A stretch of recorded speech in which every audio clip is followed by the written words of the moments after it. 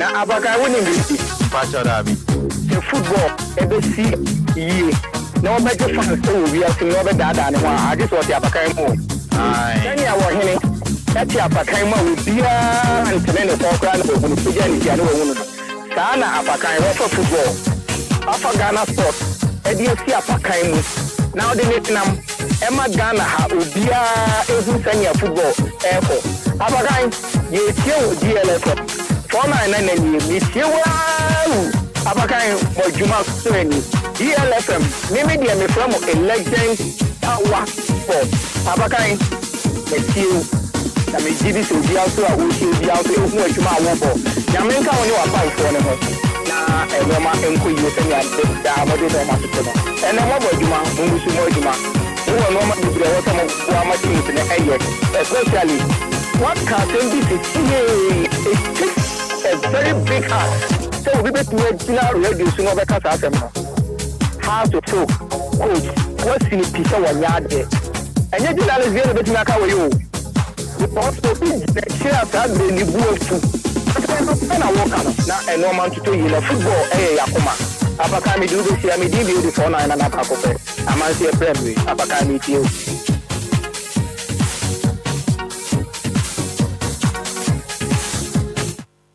Agba enyo memre dagba India melegbodora no vinyo fogotofio India cha gama gbado mekwa no sports ye me twogbono yimenko enyo DL power sports cho gaima kakakaka verserebe intokuchu gari velapwa ye me no yimetwo DL power sports ya gbono medekuku no India la yo made na grona made na amesia me promotofio no chome radio adare DL 106.9 sports air dimila ye me no yimetwo gbono tamede kukuno engbade radio alegia na nenogia anyami ganyobi tuebole bohu no ko ye Facebook go fa na menga bo lebine hefian no yo lebine hu be hye watahye ku work sports ne ba egbaji DL power sports mempa bo fai lebine ni ochemoko ni moko akemoko ni mofia moke radio afo DL 106.9 sports no ni nyesmo ni watahye mene wokeba kajo radio ai bi hanene phobia we ni BP sports me ni wokeba babu mene.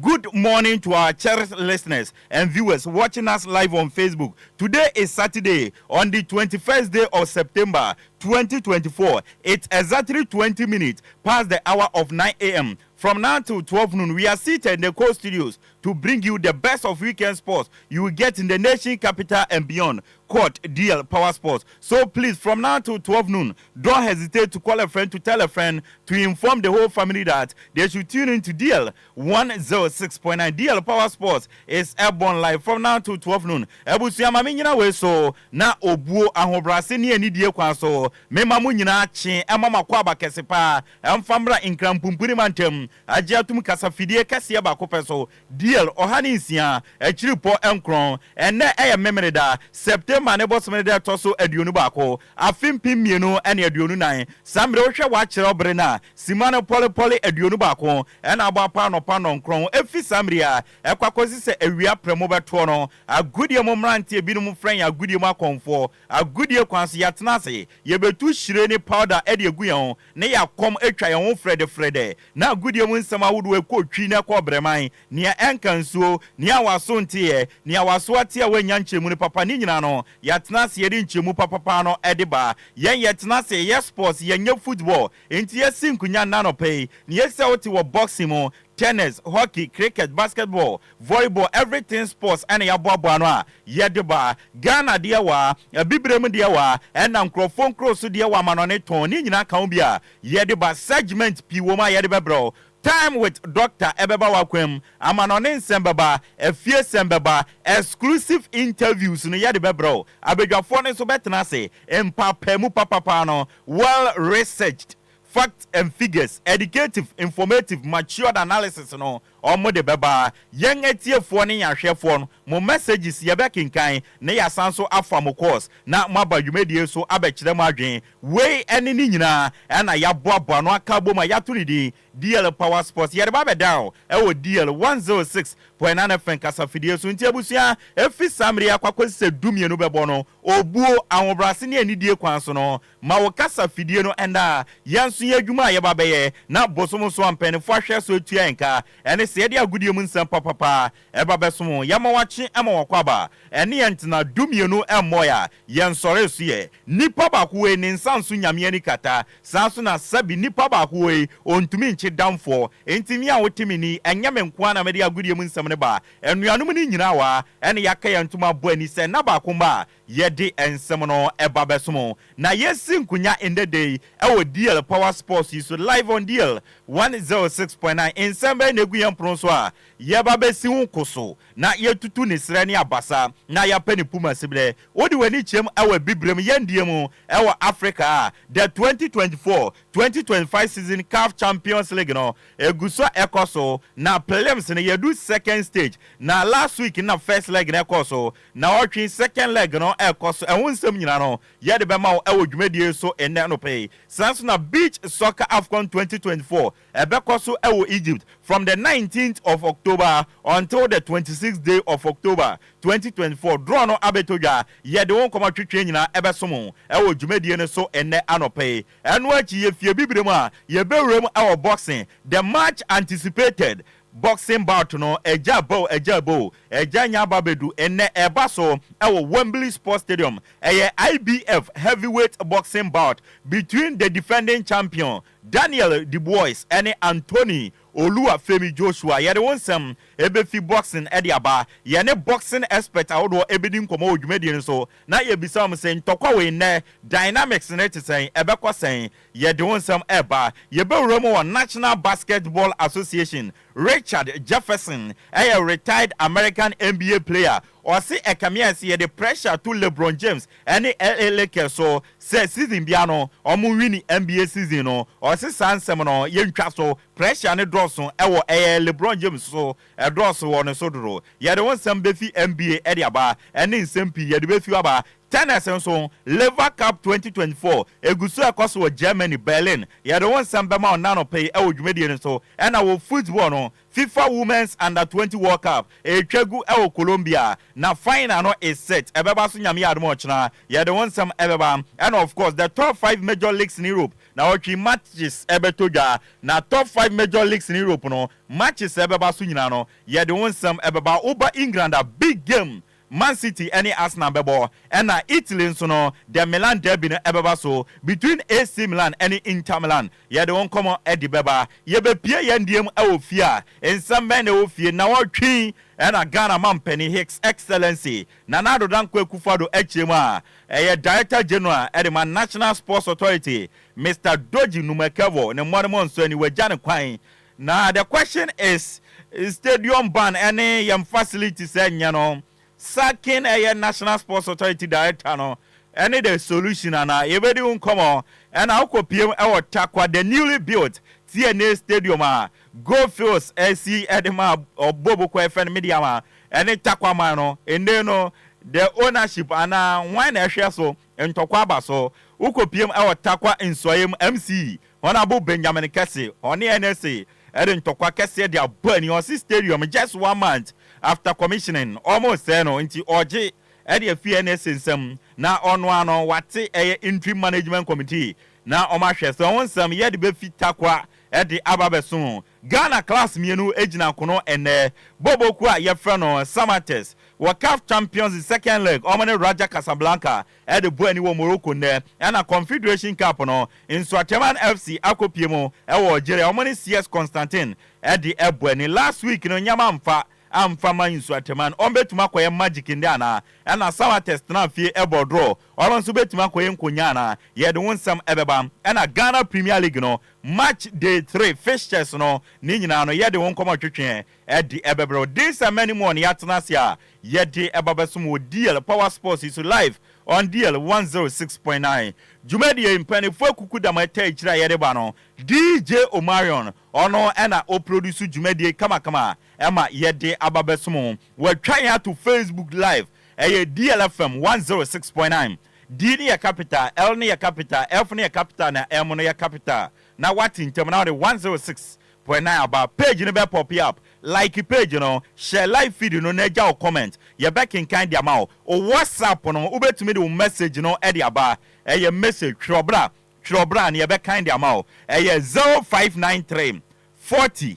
65 65 0593 40 65 65 u save number way e wo phone so ana wakọ WhatsApp no e be pop aba na goodie mu no bibia pese wo ka bia na wa twere de aba ye back in kind ni nyina kama Eddie Amau enu ye DJ Omarion ne nsa no adwuma no obete Bismarck edusei obete ne nka Jesse enso etechire pampen ena wofa Mr. Mohammed Alassan ono nso obete ne nka miamedi dwumadi hu chiame edi amje so no ayensu ano de hye Apakan GH the blessed kin ye dwumadi ye pese wiemu die na wiemu peye nti ye jai ede hye nyame agya nyame oba ene nyame won kronkronsa Kristofo nyina na no pemonyeme so amen yenuano nkremofo monjeme so alafatia hindufo no monjeme so home satfat and of course Rastafarians no monjeme so ja Rastafari ekwan no mabie ekwan no emuda ototin ye kwasa akwakwese dumie no ebebo DL Power Sports live on DL 106.9 FM nti abusua ene yentina bombodea na remu Facebook na ja comment no ye bekin kan ni nyina kama edi amawa enya asem ketwa enye enkola asem nso ewo na bibia nso aye fan edi amawa enche bia no before ameba ma bedwafo ne ncha amawa makwa ba no mekwa ahoma ne so na ye ne Dr. Sam edi nkomo na sena na otwi bia ye no onim se na otwi bia ye tenase a exercise awodo na ye no onim se obi wa yare bi won so onim se exercise a oye no edi yare bi bebre no sebe and obi wo kra exercise no ye no nim mfaso kra na e de bebre ni nipadua na nyama bi wo kra ye a emwa okoye exercise we no akotena ba bi na watwitwe bi normal je pork normal way in the name of yakoye exercise abaya bre esi yenya bibi etu yenum ni nyina no emwa and exercise is part of sports enti ya fatu ye ho so a exercise health ye di hu komo e wo program yi so enti no enche bia ye ne Dr. Sam or your Dr. Penny or the live war Herbal Clinic ano ye ne bedi nkomo na ye bisan se doc exercise no ye no enwo nyama ne enwo nkekan no sen na tie ne ye ne doctor adi nkomo bebre na bibia enso aye fan show ne ye live on Facebook o trend den dwane ye wo kama na ye ndi nkomo e wo Facebook na bibia enso anya fan enso e wo honom na bibia anya kama enso e wo honom na bibia anya fine enti yenya doc ewa ahoma ne so yenko na yene doctor ending komo na Dr. Sam Dr. Penia or the live war Herbal Clinic ano yene ending komo doc na no pe ma me ma wache ma wakwaba emfamra DLFM so Apakan me jo se bibia boko okoforiria. Hello Doc asa online eye twitwi kakra gina ye kakra mam. Hello. Ai afena mete nka first na mu ye twitwi. Okay, so say there. Ai say there dem clear. Say bibia ye boko doc. Oh, adum kwai. Ye mo ye bibia ye boko ko for dia nkan fon so. Oh, nyame adum bibia ye boko a. Fantastic. Doc, na otwi asedu biem.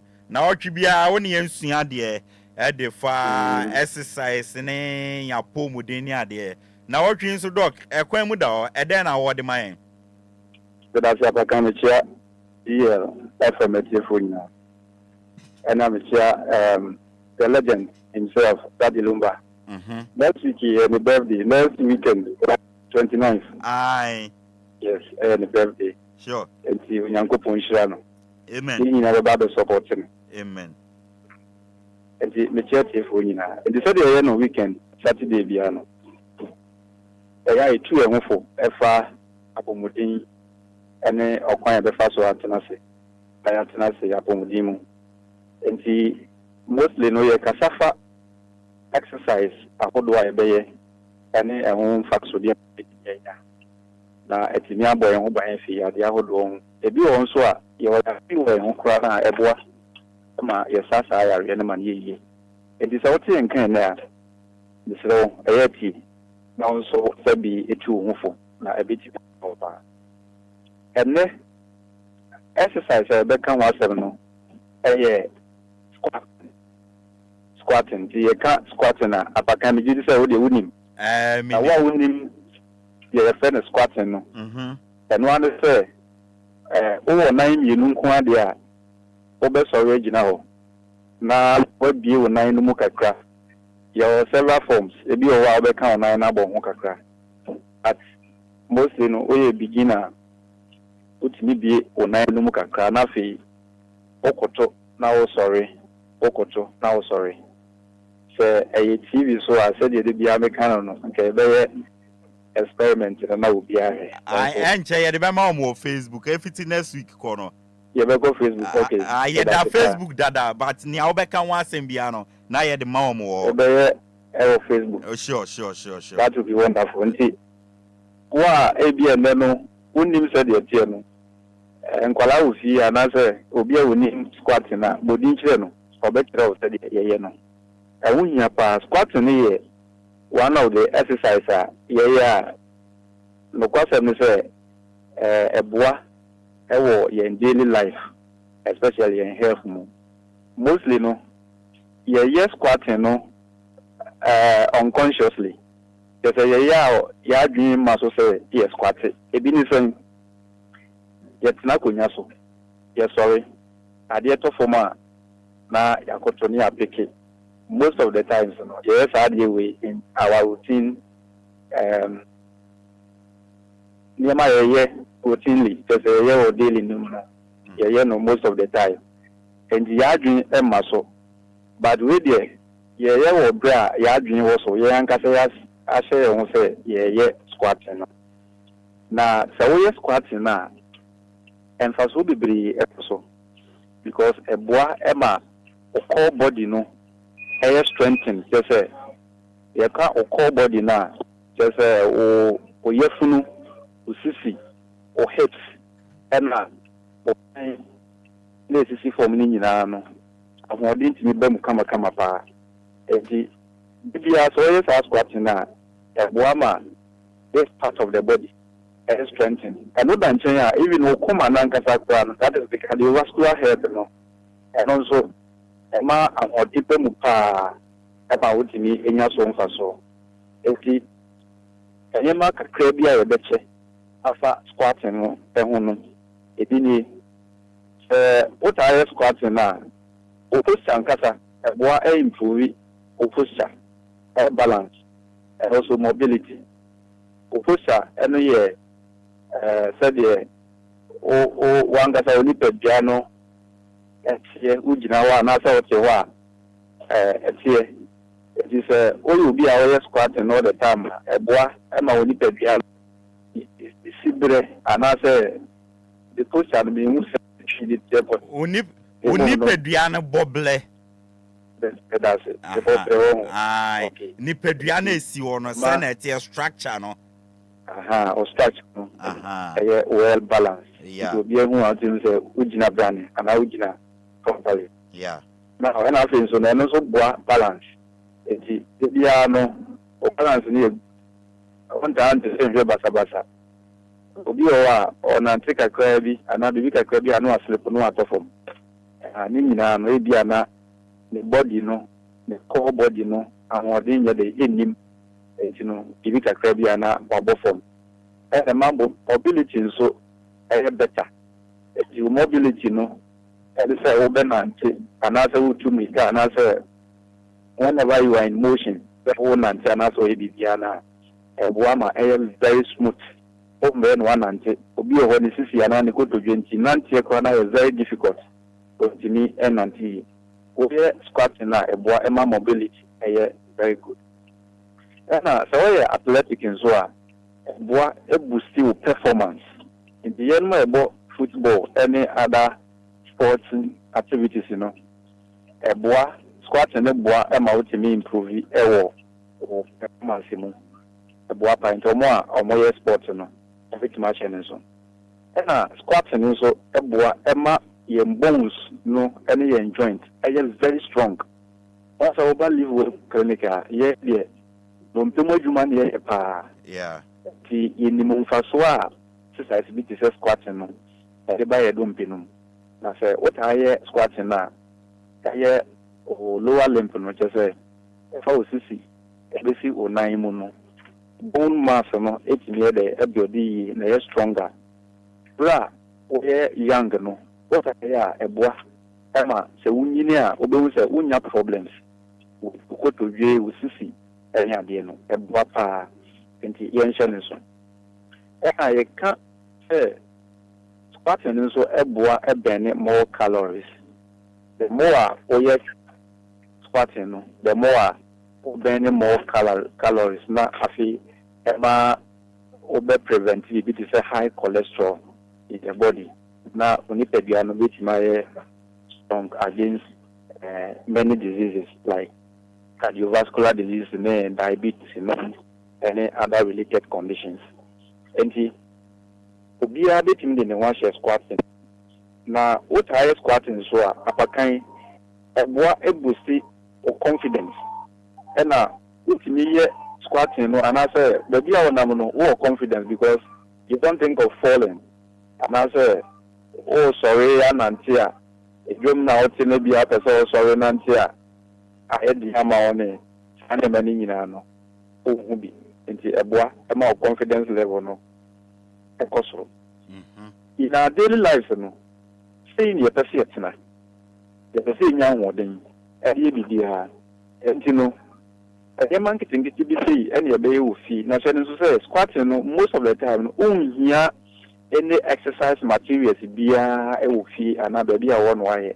Baby, I will be no Apakan bit maybe. See a jumum wherever you are, say market in our own poor, what they want, Kai, it will fear and ya, who could do marketer. Who bet me a squatting. Yeah. Baby, I will be a possible. You can do it. Now, Obido disaster. Me a bofra, and I say, me a babunu, and I'm your penia. Squatting, I and a bit me a ya, a chile my own dino. Eh, and I said, and yet, Japan one year. Yeah. A Dawson.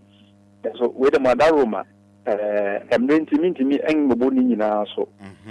Now, actually, maybe I bet was so. See, you be fear safe in Beman so. So, Bema, not say, oh, see, 18. It could see 25 years, but you're no 18 years. Squatting will be here, there's 60 times. 60 times, so it's not squatted, there's 60.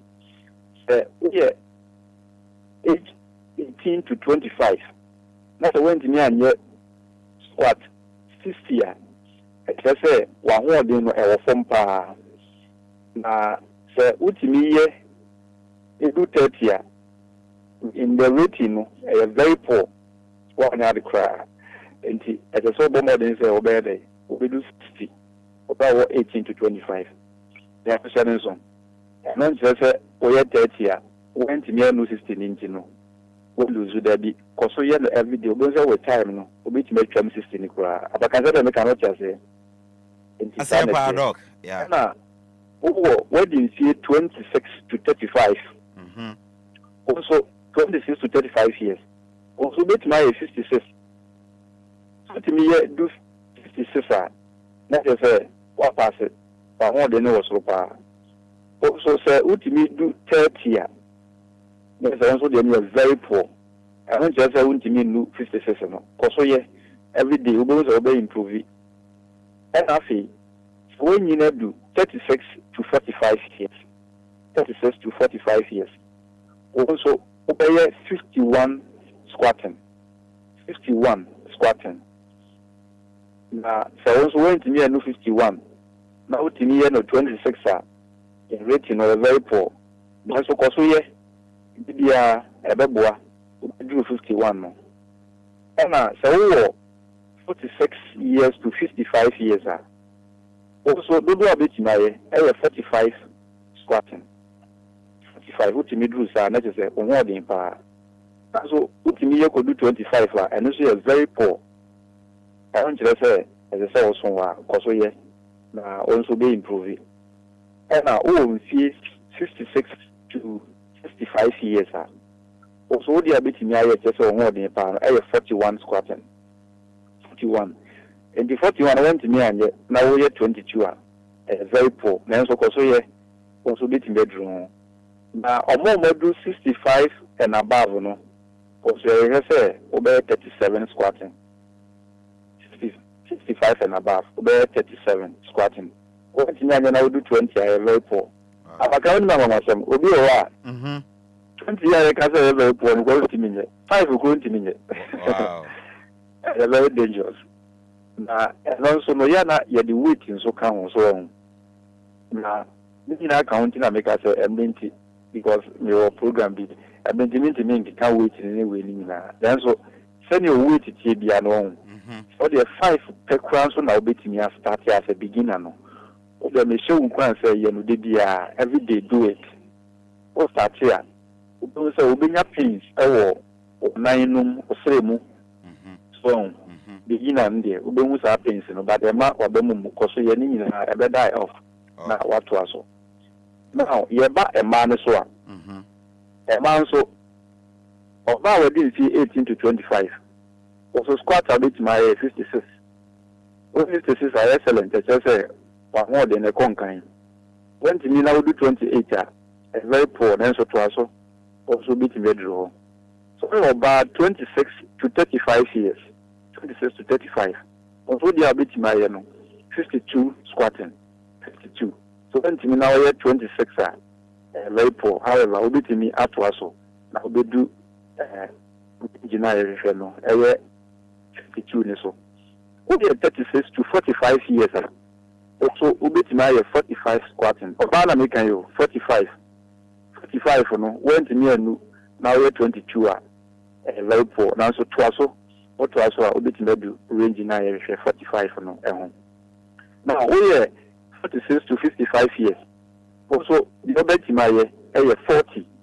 40 no, went to me and also now we are 20.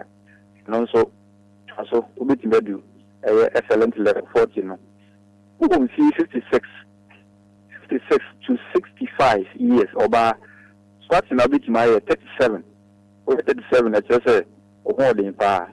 Now, when to me, now we do 18 if you know a 4, then so beat me up to us, so now this level no. Now, from 65 and above, also beat my 17 as a woman. 17. And also, when to me, sorry, we do 17 now, a very poor, but what was a better farmer, what could do level 9 years. So these are the age ranges and squat range I have to share. Nipa be our bar of them out, who beat me ID. Now, I'm telling you, say, young youth, no, so you're youth. What advantage power because we started from now.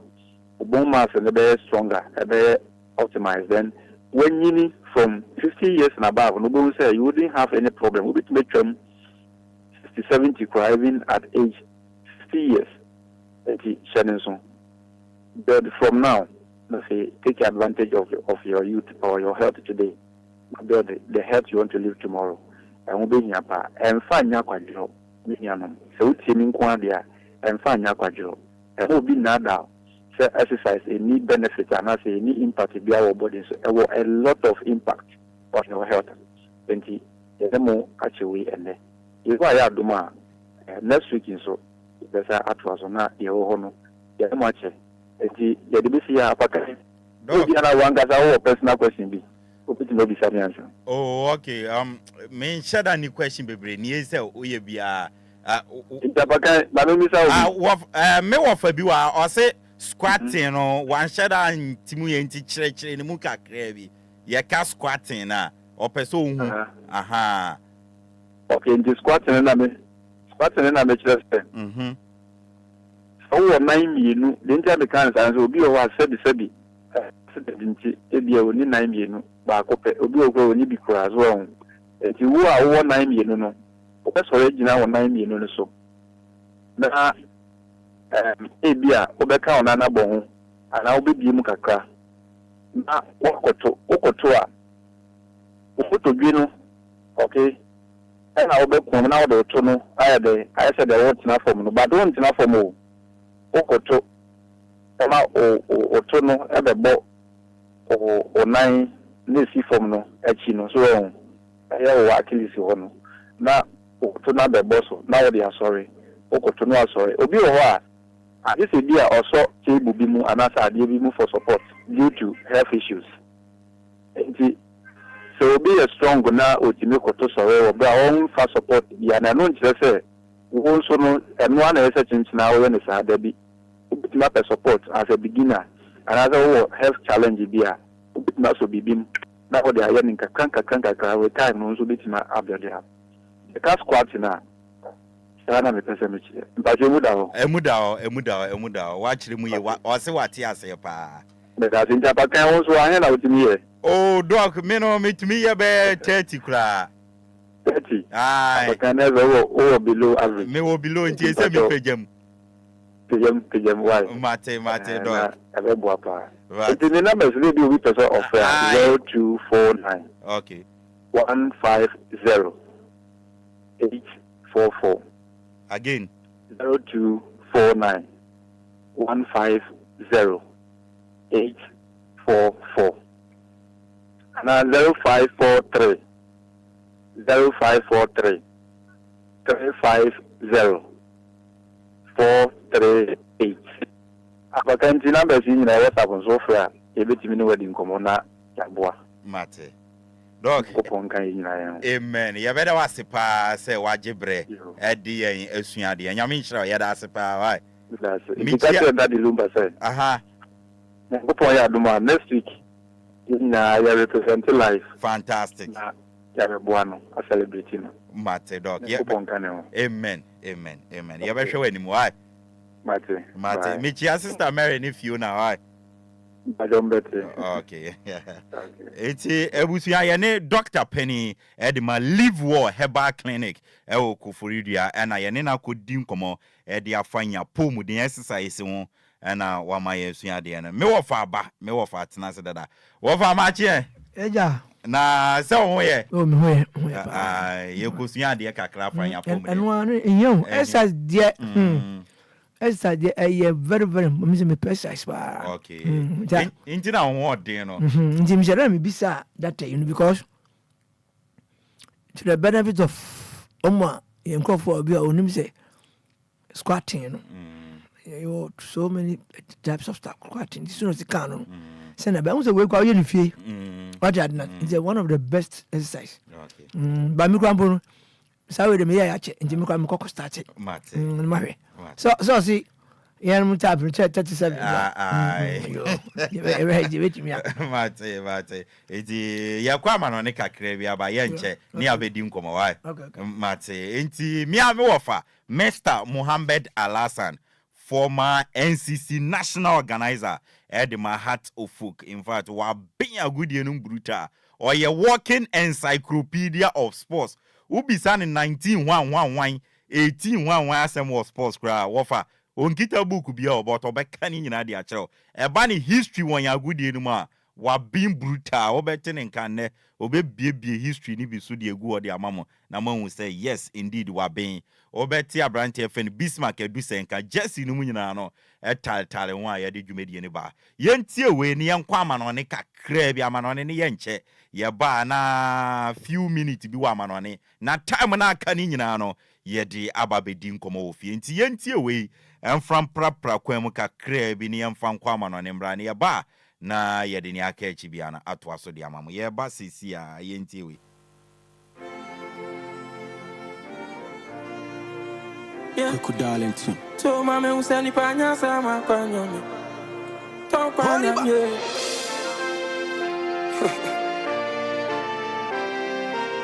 When you hear motivation, you should know it's just scratch on the beat.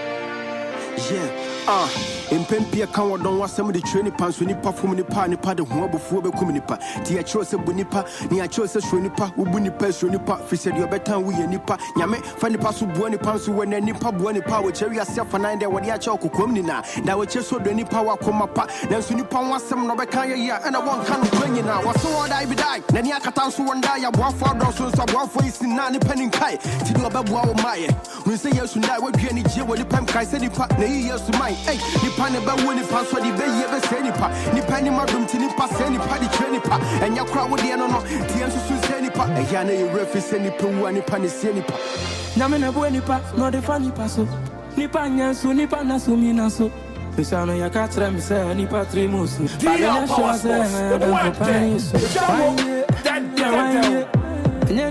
Nyanipa kamite makwande na mfem sene na mya kawainde wainde na wainde nyanipa kamite makwande na mfem sene na mya kawainde Onyankopon de bonipa onunu hu so bonipa omanipa no ye yina so le so nipa nipa hia sei ya de fa badani abonipa nipa de ntumi no ne huna nipa pese me kuminyane na titwa ne hona mpani nya twompa pakete kete sene mamia dani nipa fapem sana nipa te ana onyankopon de boy sa manjata esia kese esa ofa mary adoa nipa hunu oda DL Power Sports on DLFM 106.9 otimidi ni honam so nya tinkama ni nua afenwa dani nipa fisto brother ye nipa so mame usani panya sama panya panya ye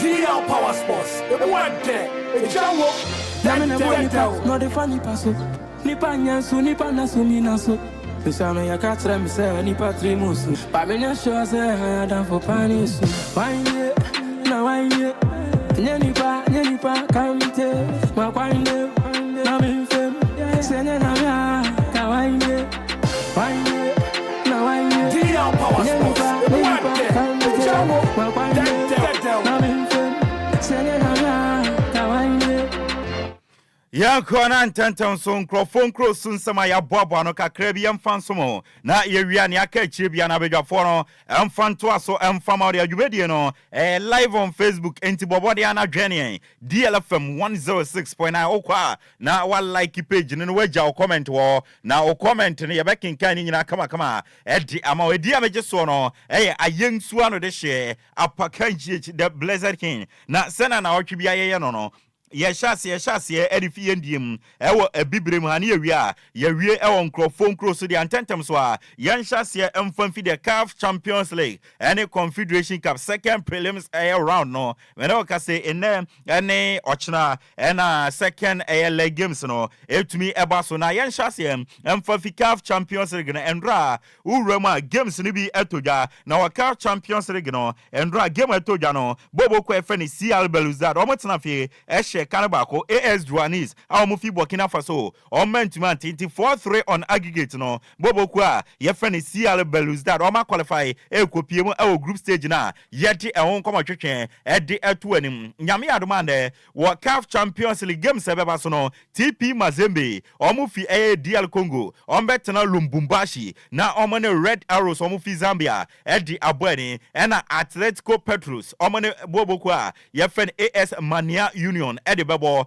ena Atletico de Petros omufi Angola ena AS Maniama Union enso efi omaya ye freni DL Congo Al Ali of Egypt omani Goma here of Kenya ebebo Mamelodi Sundowns of South Africa ene Mbabani Swallows de bebo eni Orlando Pirates of South Africa ene Juani Galaxy de ebebo eni ena Young Africans of Tanzania ene CBEFC omufi Ethiopia ebebo ES Tunis efi omaya ye freni Tunisia omone Dekaha FC the Babweni and a Pyramid FC of Egypt, any APL FC of Rwanda, the Babweni and a Raja Casablanca, and the Summer Test 1996 of Ghana, the Bayan Tamsel, MC Orges, Efi Algeria, Omoni US Monastrain, Omufi Tunisia, the Babweni into North African class, you know, and the Bayan Tamsel, Games Ababasone, the CAF Champions, say NT, Nyami Admochna, Games Ababasono, say NT, Sakranda Espranda, Mufi Angola, Omani Rangers of Nigeria ebebo,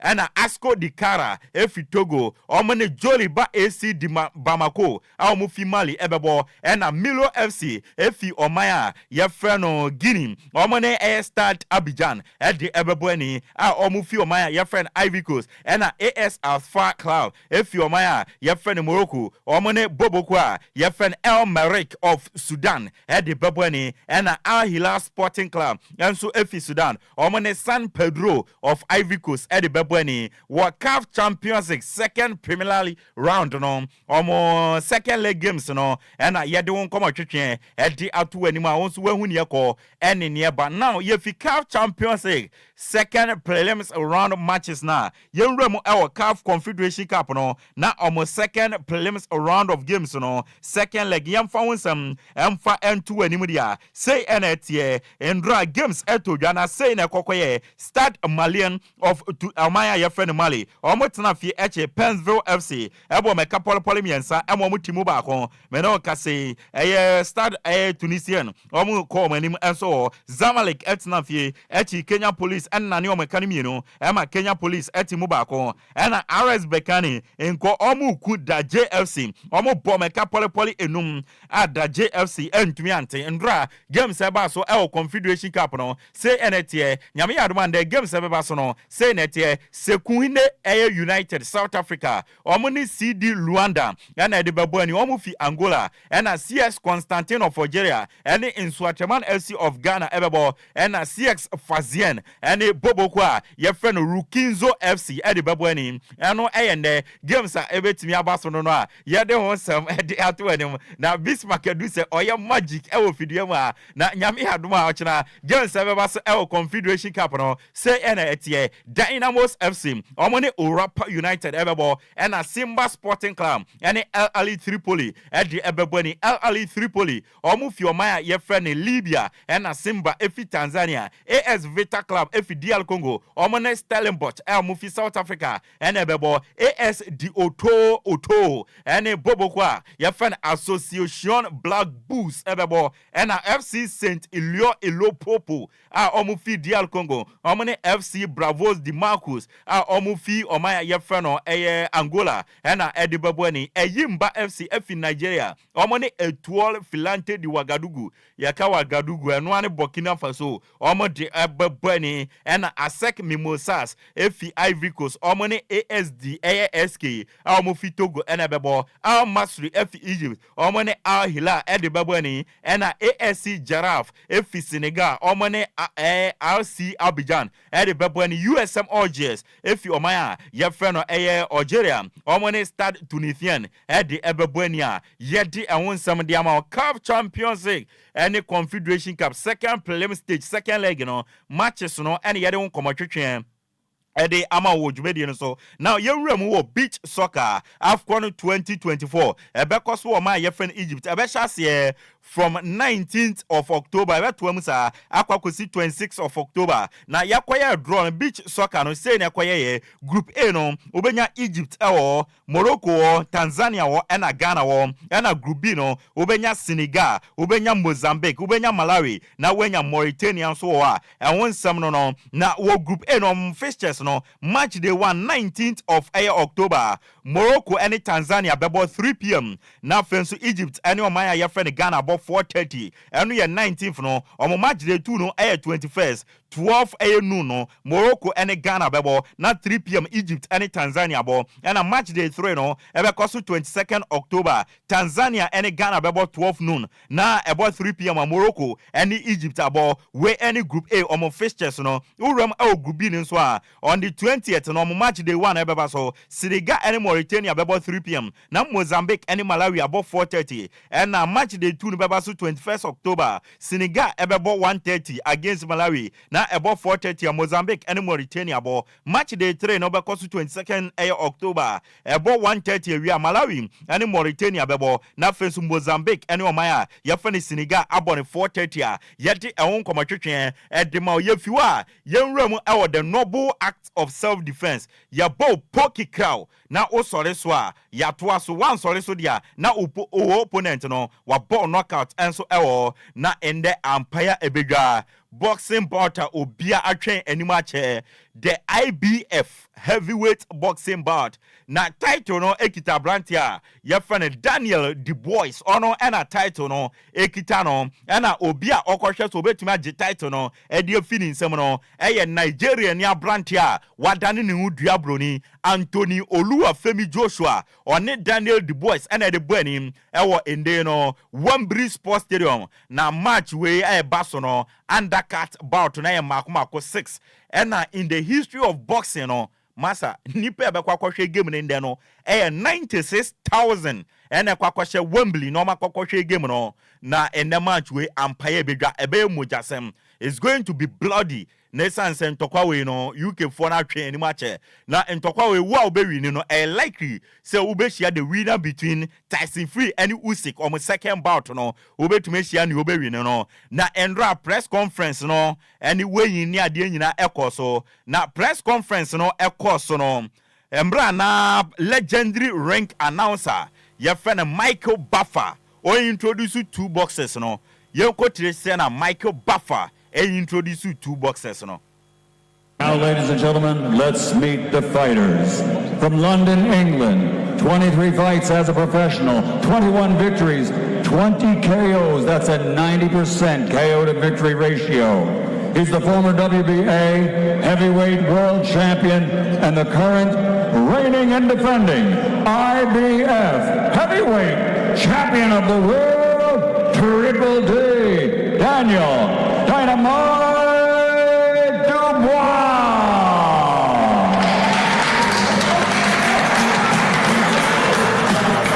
And his opponent, also from London, England, an Olympic gold medal champion, 31 fights as a professional, 28 victories, 25 of those 28 victories by a KO, the 2-time heavyweight champion of the world, AJ Anthony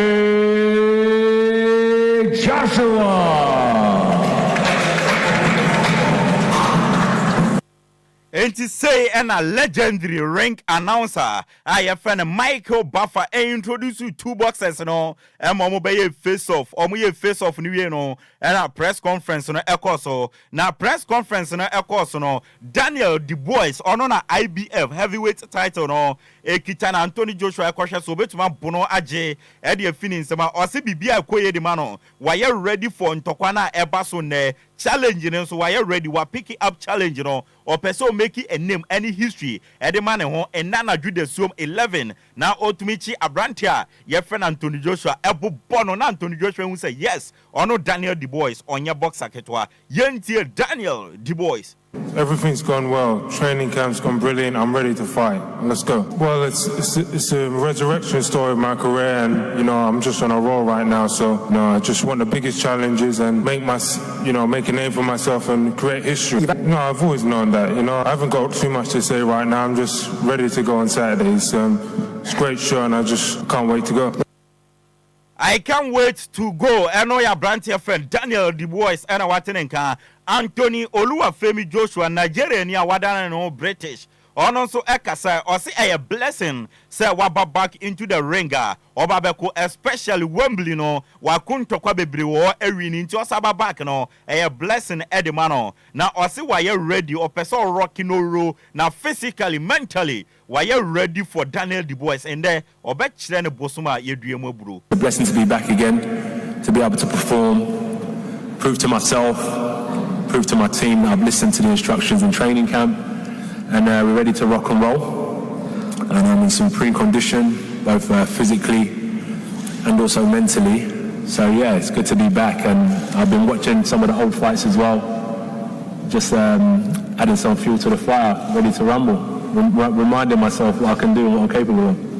We all know exactly what you can do. Daniel Dubois is a name that maybe many thought wouldn't have been your opponent a few months ago. What type of challenge do you expect Daniel Dubois to bring to you on Saturday night? We'll find out. We've already got a couple hours left, so to everyone that's going to be there, you'll enjoy it, but we'll find out. I can't say I'm not Daniel. All I could do is focus. Anthony Oluwafemi Joshua, a Nigerian British heavyweight boxer, and on Daniel Dubois, moja begu fem Wembley. Sera 2 boxers ni Breno. Anthony Joshua ni brese IBF heavyweight title no or benji na san tokwa we me bomb price and Anthony Joshua be wini. Nanka Tyson Fury so akobu Usyk. Nanka Anthony Joshua and Tyson Fury akoko nka wiase better na ebutu. Esan se san tokwa na se ya hwe ni ma che Anthony Joshua and Tyson Fury. Hey! nkasara na wan hwe wiase beda na ebutu enti ne ampaye bedwa 11 ewo Wembley Sports Stadium eye Anthony Oluwafemi Joshua ene Daniel Dubois result no nyame adoma Monday ye betena ase de ne ebekwa wiem ni nyina no ebetumi edi abro yemram ewo tennis dia Lever Cup ye ka Lever Cup eye tennis players omufi Europe eno ma ka omwa bom against omufi wiase nyina enti Europe for no sa Germany for no Spain for no ene ne nkeka ono ma ka omwa bom against efi USA ene ne nkeka ono na ekoso ewo Germany Berlin na ehase endra ebewie nyame yadomo ochena na team Europe for no say ene etie Team Europe for no benya Carlos Alcaraz, Alexander Zverev, Daniel Medvedev, and Afinso Casper Ruud, and Grigor Dimitrov, and Stefano Tsitsipas. We any Team Europe. Uremo ewo Team Ward Senate Taylor Fritz ewo Francis Tiefue ewo Ben Shelton ewo Alejandro Tabiru ewo and Francisco Serundolo. Francisco Serundoro ewo ena Tanasi Konkinakis nyina nso eka team ward wa yede won komo twetwe edi amao na abrante friend Alexander Zverev German tennis player obo edema team Europe osi onya akwenya ahye court no with Carlos Alcaraz no privilege esanse abrante no so ade na mum no already no oye legend ewo tennis no na osi oni Rafael Nadal abo nti wasenya akwenya ene abrante a ye friend no Carlos Alcaraz ebono akwenya kese no se abrante no o grow into the tennis firma ne mono ewo anim ye pa nti one ne share court no o se akwenya kese ene onyam kese pa edema no yentie Alexander Zverev on abrante your friend Carlos Alcaraz. For me it's a privilege to don't listen because you're 12 years old. I shouldn't say so many nice things, but it's a privilege to share the court with a legend that is our sport already, and you know he's only going to grow from now on. I had the privilege to play doubles with Roger a few times, which was very, very special here. So now sharing the court with Carlos is also extremely special for me. And we had some tough battles at Grand Slams this year together in Australia and at the French Open. So being on the same side is incredible.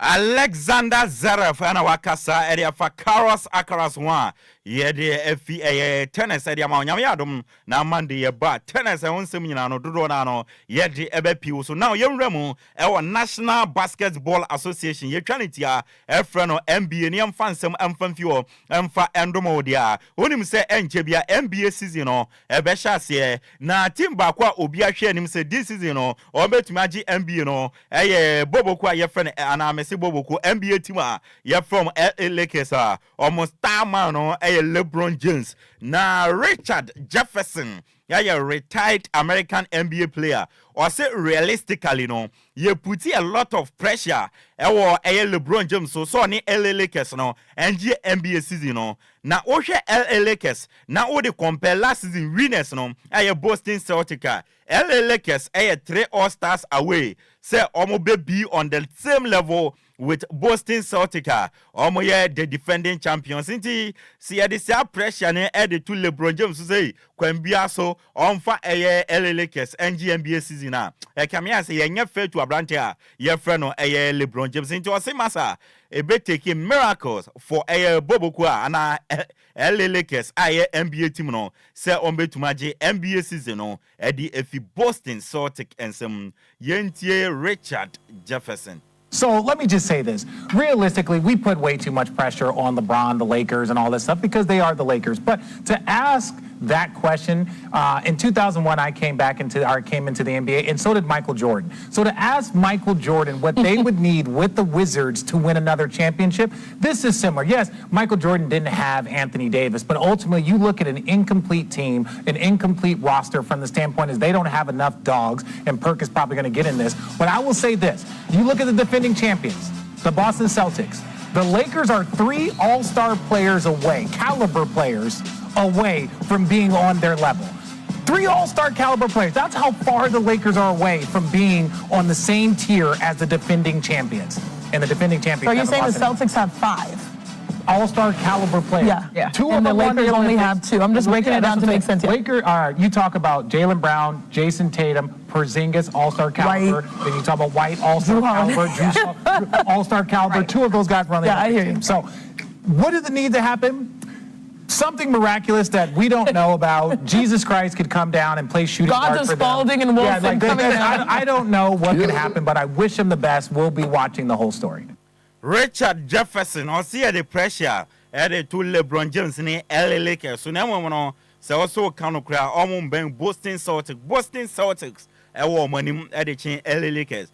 Kendrick Perkins, and so a retired American NBA player, or say coming NBA season, team bakwa ya manye ni nkomo pa no Miami Heat omukita Jimmy Butler or say omobetumi akoso surprise ewo NBA no inti ye bo Boston Celtics ni ye bo LA Lakers ni ade we shouldn't forget say Miami Heat nso no omukita Jimmy Butler obetumi aye nkonya ema Miami Heat etumi akoso surprise inti o say coming season no Masa munya botre na moma mani nko Miami Heat ene abranti a yefreni Jimmy Butler na ohun so omode betumi akoso surprise Kendrick Perkins. Oh, I'm going down to South Beach and not to wiggle my toes in the sand, but I'm looking at the Miami Heat and Jimmy Butler. Right? What's going on with Jimmy Butler? Think about the Miami Heat over the last, year and a half, right? They wanted Damian Lillard wanted to go there. They didn't get him. Drew Holiday came available. They didn't get Drew Holiday. All of a sudden, Jimmy Butler wasn't available in the postseason. Pat Riley goes on this big old rant right in his season interview about guys being available. And I'm right when I say this, right? Jimmy Butler hasn't signed a contract extension with the Miami Heat. That's right. So I think we got to keep our eye out on Eric Spoelstra, Bam, and Jimmy Butler down there in South Beach.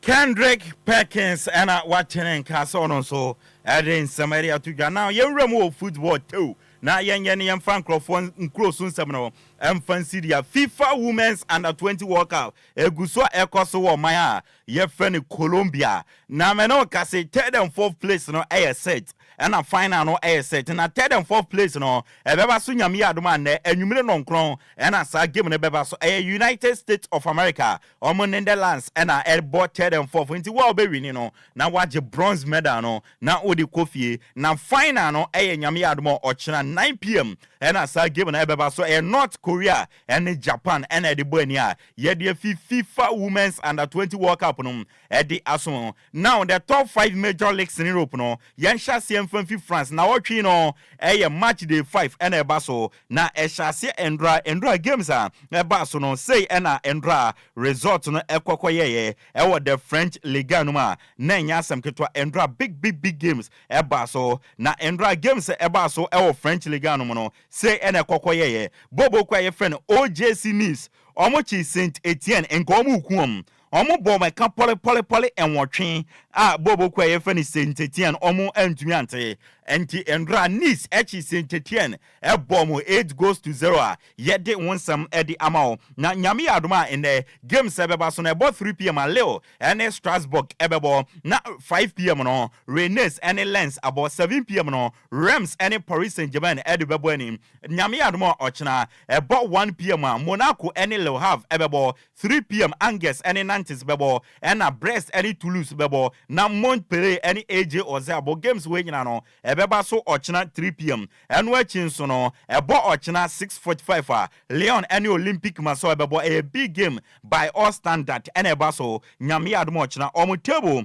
France no say ena etie bobo kwa ye friend Paris Saint-Germain American omo 12 points Marseille tosumi no omo 10 and Monaco etosumi ensa omo so ewo 10 Lens etos 9 omo so ewo 8 points ewo okwa ase wa team area no Saint Etienne at 16th omo 3 Angers 17th omo 1 and 18th near Montpellier omo so 1 point ye don koma twetwe e de omo top scorers no Mason Greenwood e Olympic Marseille wa share 5 goals Bloody Bacola e Paris Saint-Germain 4 Luis Henrique e Marseille wa share 3 and Osman Dembele and so e Paris Saint-Germain ono so wa share 3 ye de e won komo e de amao ye fi the French Ligue 1 ye nremo e the Italian CR near found some Fansomodia. Now watching a week 5 and a treg na Eshase Endra Cagliari etna firma Empoli Ecobome Camino Omentmante and a Hellas Verona Andra almost tena fi Emma Torino Ecobome Academy and San Omutimumino Nyami Aduma and the game Sabaso Ewo Italian Sianum Ewo Italy no about 1 p.m. at Venezia and Bobo Qua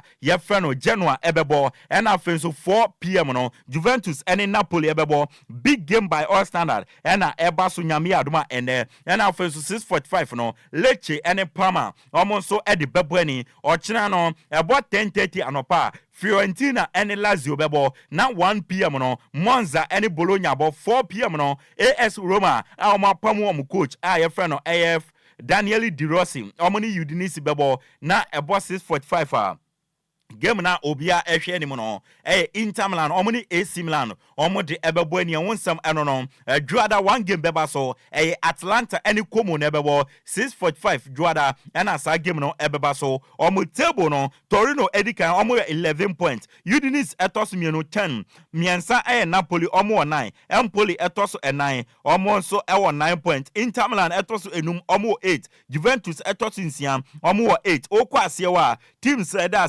no ubenya boboku a ye from Como 18th omo 2 19th ye Cagliari 2 points and Venezia twato 20th omo 1 point omo top scorers no Dusan Vlahovic Juventus 4 goals Christian Pulisic AC Milan 4 goals Patrick Coutron Como 4 goals and Valentin Castellanos Lazio ono so washe 3 goals and one ansem no yenremu the German Bundesliga no na yemfa wonsam emfa to anim dia na watching German Bundesliga no match day 4 and go German Bundesliga Nandra Bobo kwa friend Osbeck etnafie ama Bobo kwa friend Men's 05 ekobo mechanic ensa omutumi etimumi no nyame adoma and the games ebeba so Bundesliga no about 10:30 bokum any hosting KL ebebo 1:30 no ana ebo 1:30 rather 1:30 and bokum any hosting KL ebebo 1:30 na no FC Heidian any Freiburg ebebo Union Berlin any Hoffenheim bebo na Werder Bremen any Bayern Munich abo and about 4:30 Eintracht Frankfurt omone Borussia Mönchengladbach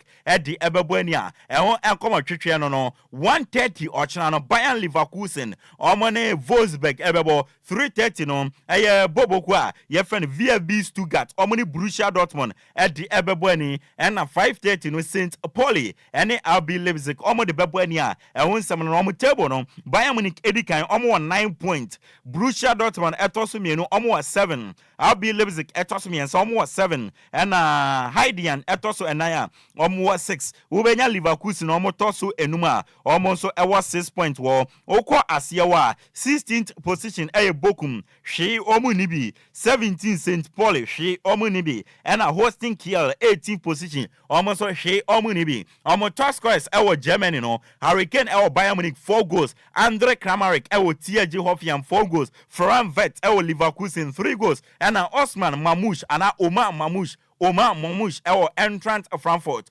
washe 3 goals yede wonsam edi amao yenwramu Spanish La Liga no Spain na yemfa wonsam no emfa nsomo dia na wotwe match day 6 na etwaguo na Endra 1 game etodwawo na Endra game etodwawo no say na ekokoyeye boboku a yefre no Deportivo Alaves omo she academy no ema Sevilla etimu baako nyame adoma ende wo La Liga no say omo fixtures no etie about 12 noon Real Valladolid omone Real Sociedad ebebo 2:15 no Osasuna and Las Palmas bebo 4:30 no Valencia ni Girona bebo na 7 p.m. no Real Madrid and Espanyol omo di aboani nyame admo china 12 noon no Getafe and Leganes bebo 2:15 Athletic Club Bilbao and Celta Vigo bebo 4:30 no Villarreal and Barcelona ebebo Villarreal and Barcelona 4:30 ochina and 7 p.m. no Rayo Vallecano and Atletico Madrid omo de bebo ni juada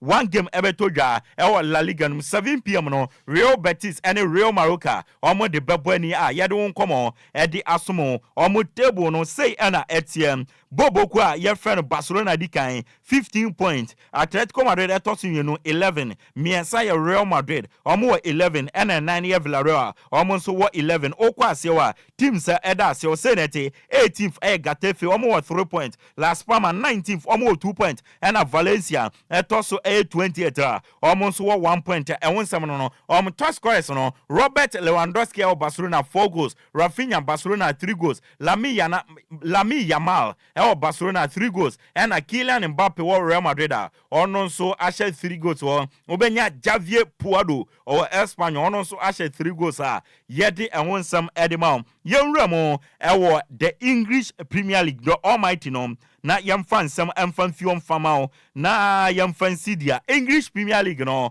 na watching big games ewo na English Premier League no eye match day 5 and na watching etodwa ebesha se nyame adoma eye enne na ebo 11:30 kick off West Ham and Chelsea ebebo 2 p.m. no Aston Villa and Wolves ebebo Fulham and Newcastle bebo Leicester City ni Everton bebo Liverpool and Bournemouth bebo Southampton and Ipswich Town bebo na Tottenham and Brentford abo games we nyina ebeba so ende 2 p.m. About 4:30 na Crystal Palace and Bobokwa ye feno Manchester United omodi ebeboni and nyame admocha about 1 p.m. Brighton and Hove Albion omoni Nottingham Forest ebebo na about 3:30 so Manchester City and Arsenal omodi abani a enwo enkomo twetwe eno no na omo table no yenwura mu ne yemfa English Premier League no omo table no emfa mawa say na etie Man City edikan omo 4 out of 4 into almost 12 points. Arsenal toss me 10 points. Newcastle miensa 10.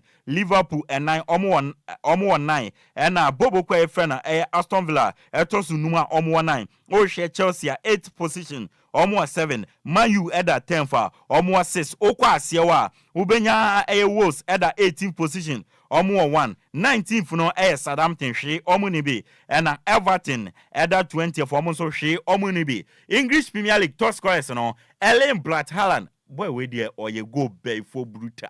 Ha! In just 4 games around 10 won 9 goals.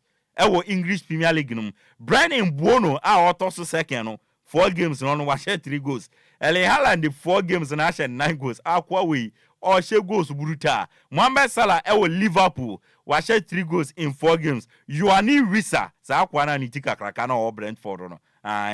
In 4 games was 3 goals. And Luis Diaz ewo Liverpool or don't see in 4 games no was 3 goals and so ewo Now Pep Guardiola unim sa Arsenal and Man City bona otwin. Wakasa o se abrantia ye friend Kevin De Bruyne no afa no mo assess no ehwe se obetumi abo game na unim se wepra o se e possible so obetumi abo de na mo afa no mo assess no no mo ahwe so obetumi abo but not yet 2 years off. Tomorrow with training and we'll see. So he could be involved, but could be.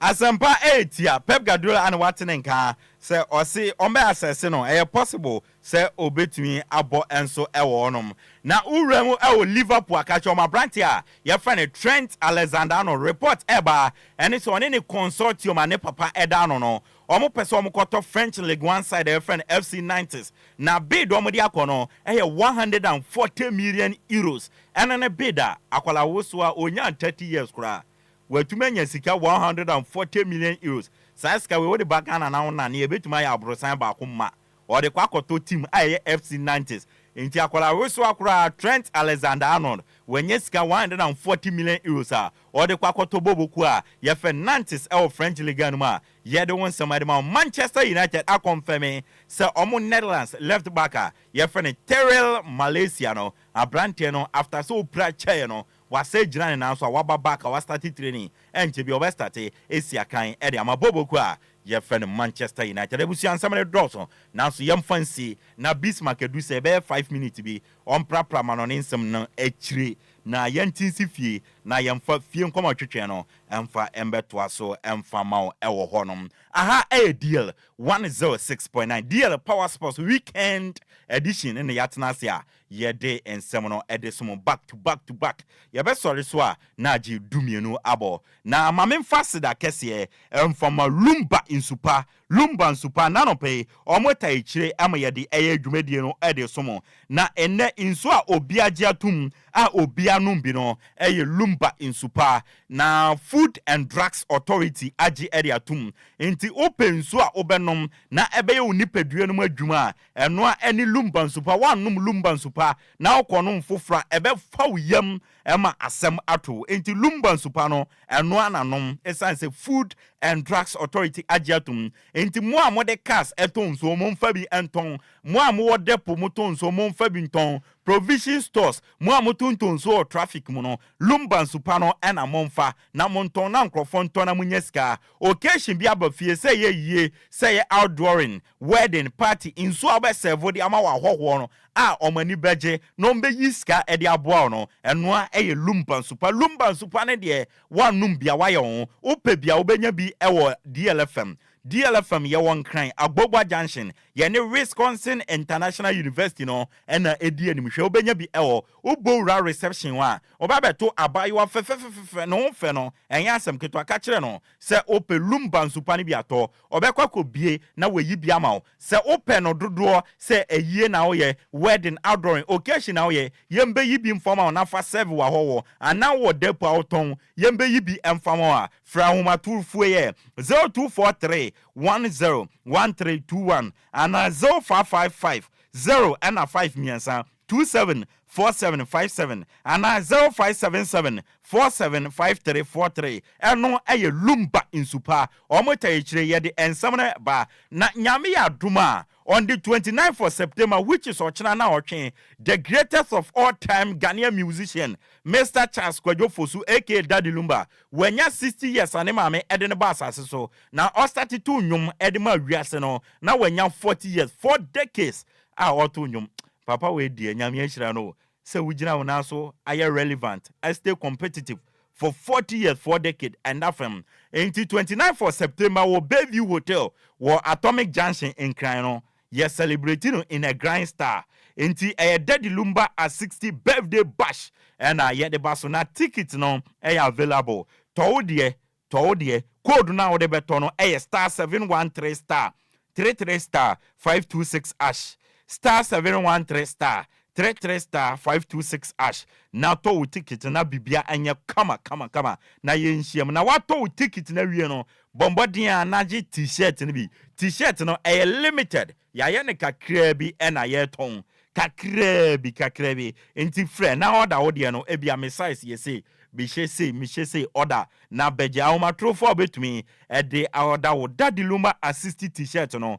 E ye 0579 284181 0579 284181 na order wo t-shirt na bejo de na bibia enye kama we ene nnwumakuo bebre e no mota echi ye di DL Power Sports na eba na yeba ye de dodo na honsem eba beso 31 minutes past 10 ye kosa ekose dumio no ebebo ye DL Power Sports live on DL 106.9 me wofa Mr. Mohammed Alasan ewa watena se Bismarck edu se wa and show no is being produced by Abrantia your friend DJ Omarion your friend me ayemsu ano de share Apakan GH the Blessed King Bismarck edu se machi Apakan mejo so say bibia boko you adum bibia boko fantastic sounds on here I me so me won here happy belated birthday oh me dasi Tuesday na say wa woda na ya ma woda me nhia oh okay so what the war many enti o de men ka hwe esibo so mate ibi de na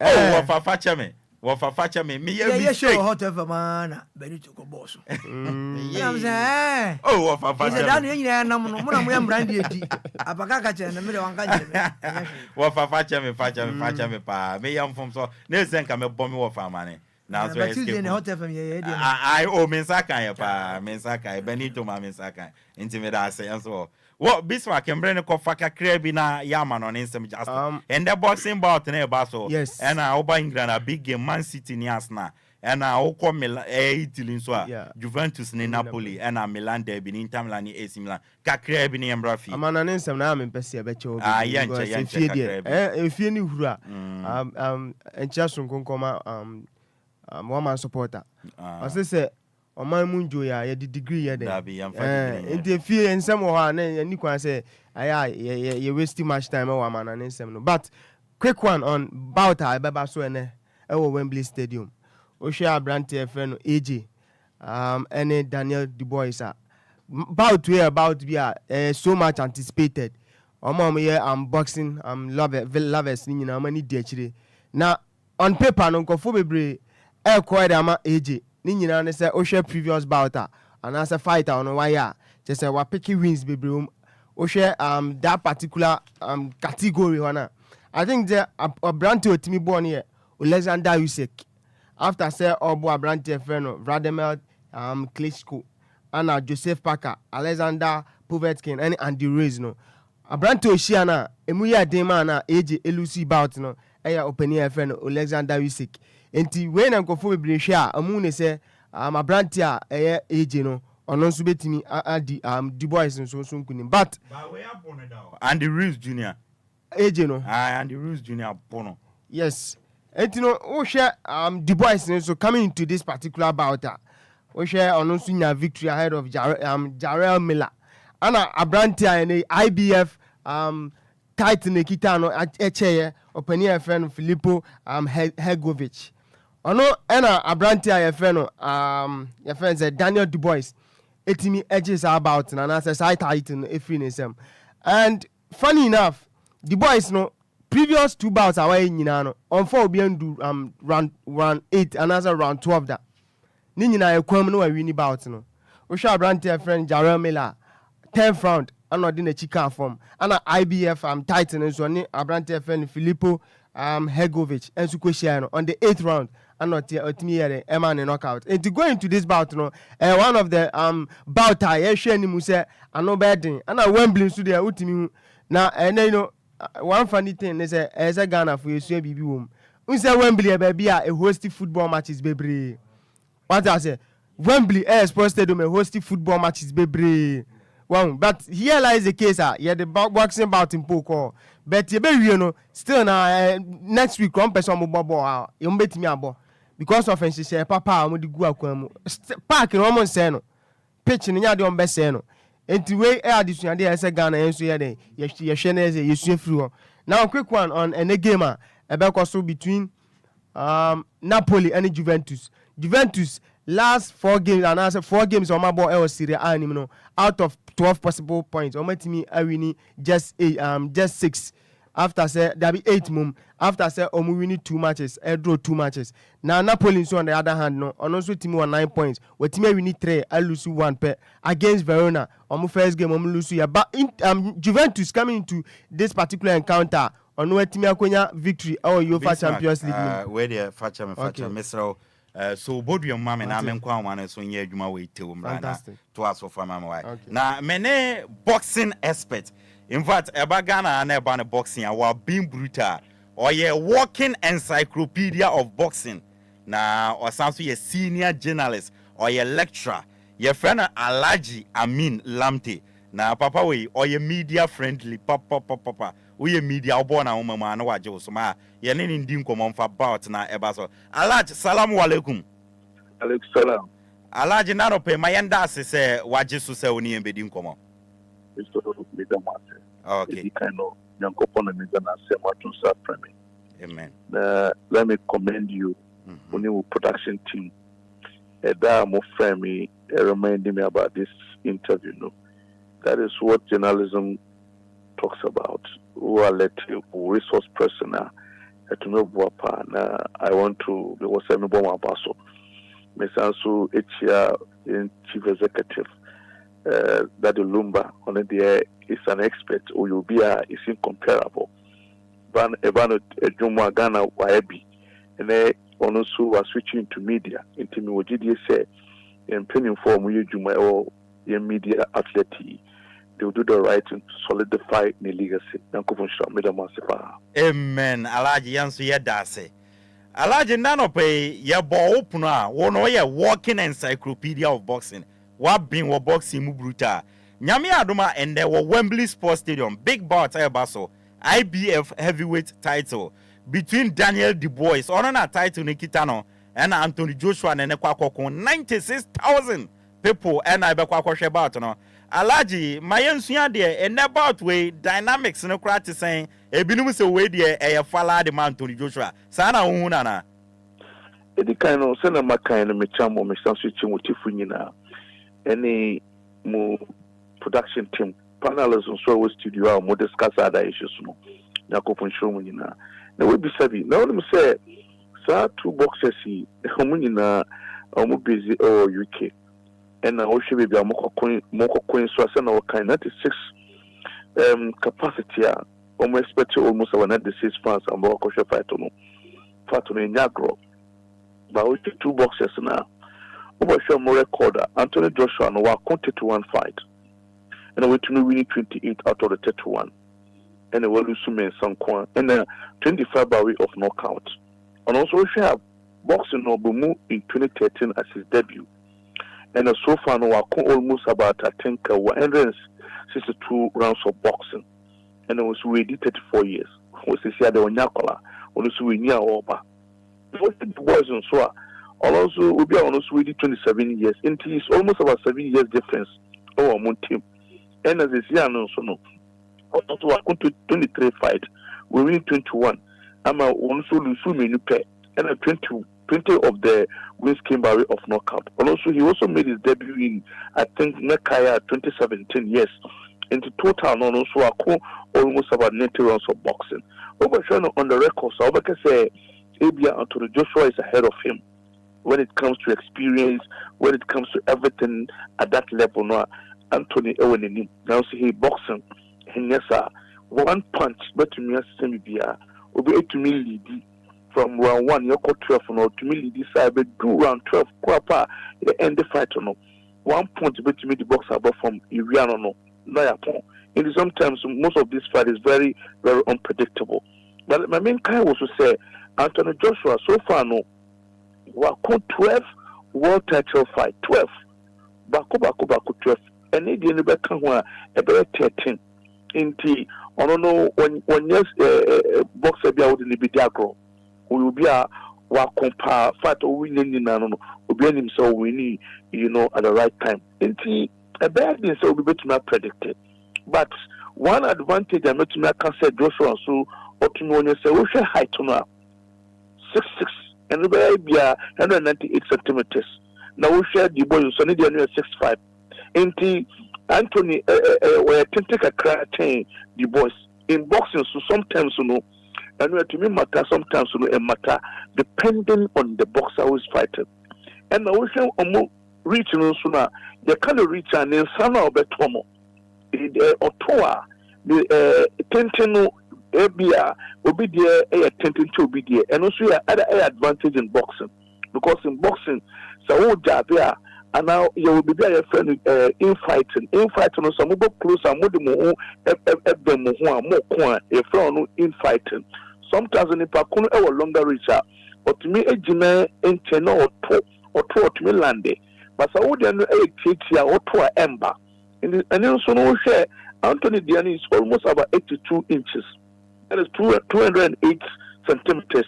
And the boy is there 78 inches. That is 198 centimeters.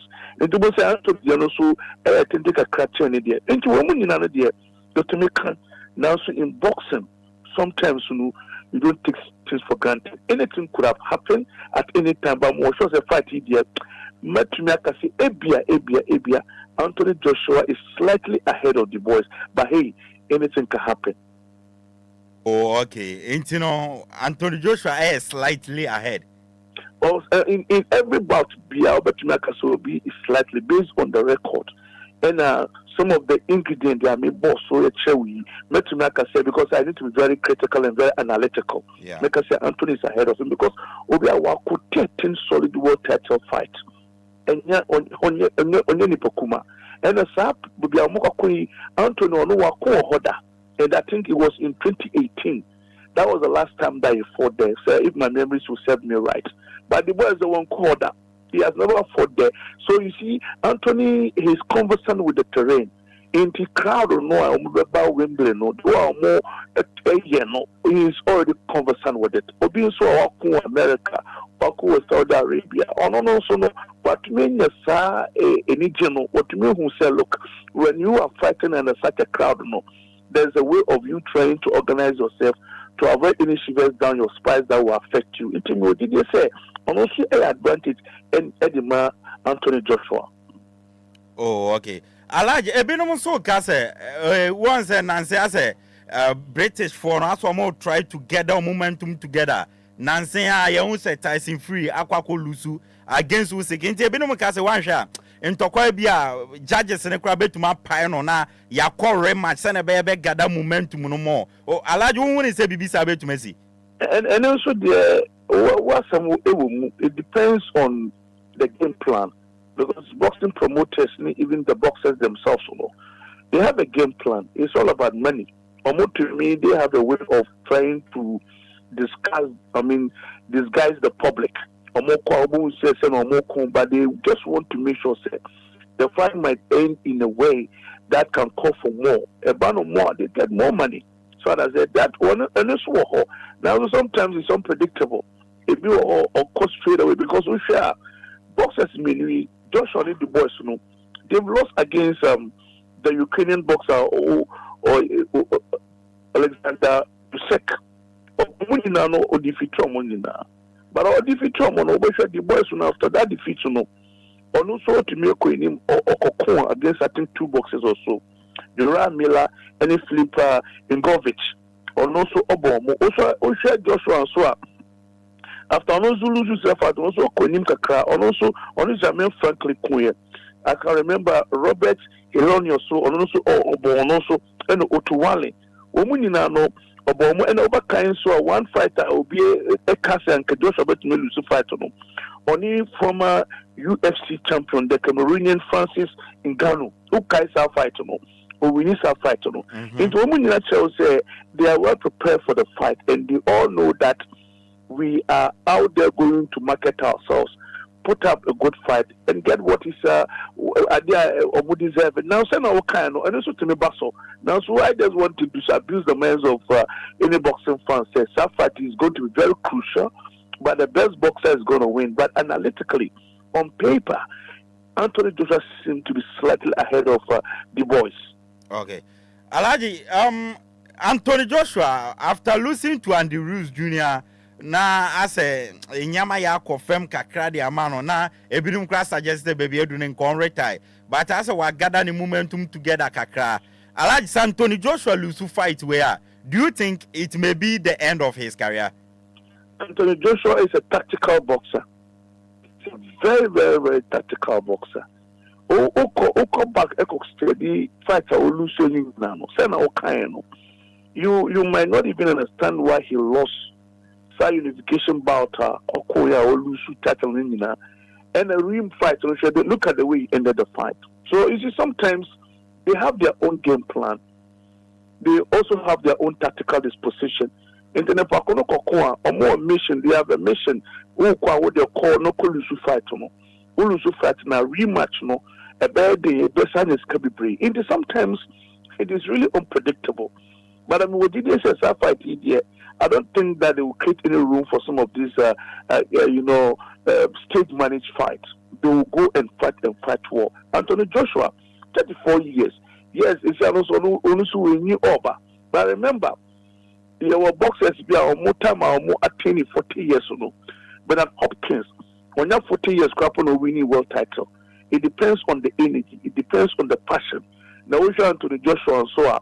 Or started at the check. I'm to say, we are when you come, Abia, and also but remember who say be a year or 2, or do some now. I was also or hangy boots or hangy gloss no some codina home. Now it's too early for this. This fight will not serve as the last fight for Anthony Joshua. Whether he will lose this fight or not, I'm sure. So Lusua, there should be that element, that space for a rematch. And no Basua. About to know about Anthony Joshua. And Anthony Joshua there at any given time, I trust him to do that. Okay, Alaji.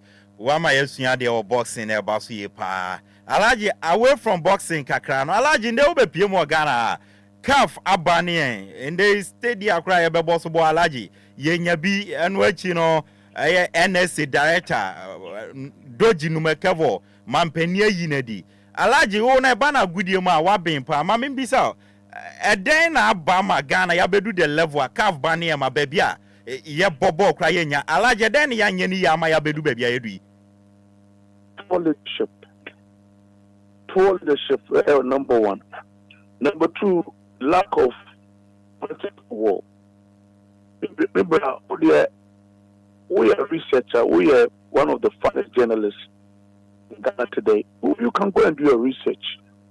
Researching a share the first president of the Republic. Argentina offer sports, offer football, and when they do sometimes national team no crapple. Before you play for the Black Stars, you have to go through certain processes.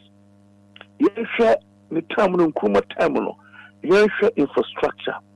In terminal, you share in penny for what this sports edition on Muslim. Yen and Ohenejan, you share a juma or the mano. You share a man send a Ghana if you do, so all school. You were the way I organize athletes. So Tumuka, so over tennis, basketballer, over footballer.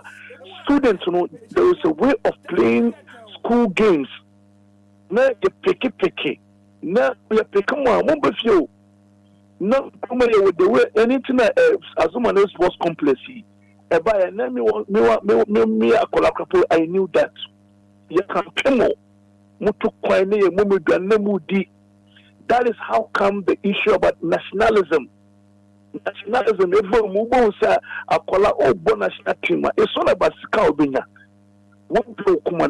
what is going on today? Ghana, we hosted the CAN 2008 Ghana. We provided the infrastructure. What is the leadership? We don't have leadership. So about the culture of maintenance in Libya as a country, Ghana. Now, Shesika, yes, innovative facilities, almost about 85 million. All Ghana cities, almost about 850 billion all Ghana cities. Can you believe this? It's poor leadership. I think in around 1980 something, 84 or so, and they established Winneba Sports College. Why did we establish that? It was established meant for young coaches, administrators, they will come out and retrain individuals. We will be able to identify and discover talent. Go and see players that you discover. Income is one of them. Then when you come out in terms of culture of maintenance, you have go out to football administration, boxing administration, basketball administration. You have to go through that college. What are we seeing today? Individual masquerading because players, no. Why must we have Premier Division clubs in this country? A lot of them are selling players £1 million, $1 million, whatever. What have they put in place as infrastructure to develop the sport? What are they doing? Yes, it is the responsibility of the nation to develop the sport through infrastructure, through facility and what have you. But more inside, more infrastructure. What has been your role? What is your role? How could we say in Ghana? Your individuals or more educated you. Never collaboration no share. Stadium crapa yoko ball yoko kobo matchi. You will be an idiot painting. Obi there obe praho. Obi there green grass no. They have taken them out to train them. Their role responsibility is the green grass. She amoneni ayoshe ball TV sono. Second half. You will be on an ejimano baby. I didn't too many no koko sisi ho. Obi be water oba water pitch no. Any ejimano no. And you will crowd control no.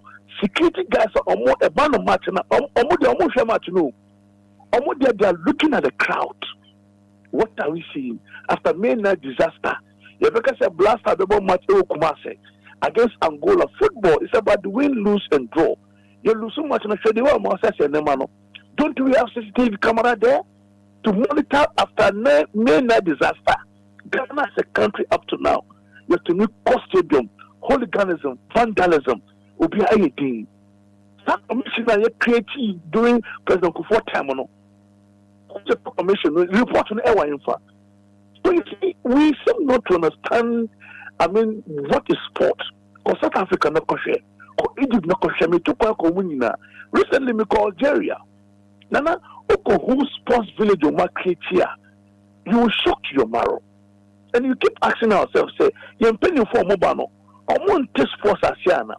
You're collab the draw and now motor sweet. Nana, I'm telling you, when you create the kind of sports village I'm talking about, the overall basketball, bekoho, football, bekoho, boxing, bekoho, obia, sporting discipline, bekoho, then you identify them and catch them young.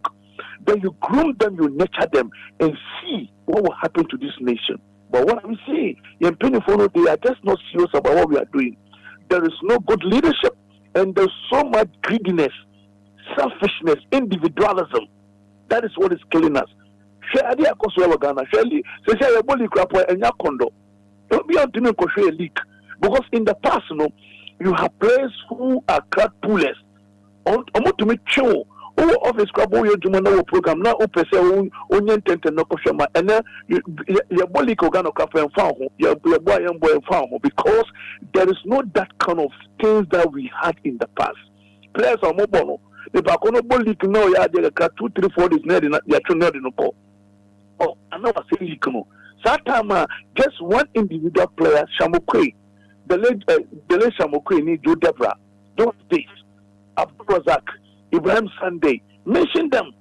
They will bring the crowd to the stadium, and then the stadium will look good. Everybody will do the right thing. They say, Banda, okay. It is not only about the pitch, it's at the scoreboard. So why must we have University of University of Science and Technology? We cannot even have students who can even give us a very modern scoreboard. What are we talking about? About a dressing room. Dressing room, dressing room is a simple thing. How to even prepare the dressing room. Our dressing rooms are very questionable. Questionable. This is just about poor leadership. And I never console to me, Hammy, they be on say. Young political parties are moving in. I'm appointing Minister of Retail Sports, with all respect. Mankasa the appointment of Munyade. We need to have somebody who understands sports. It is not about you love sports, maybe a teacher ministerial position in Vienna, everyone, maybe sports are mano. If I come back, the person is now coming to learn on the job. No, Ghana is not past that level. We need somebody who understands the terrain.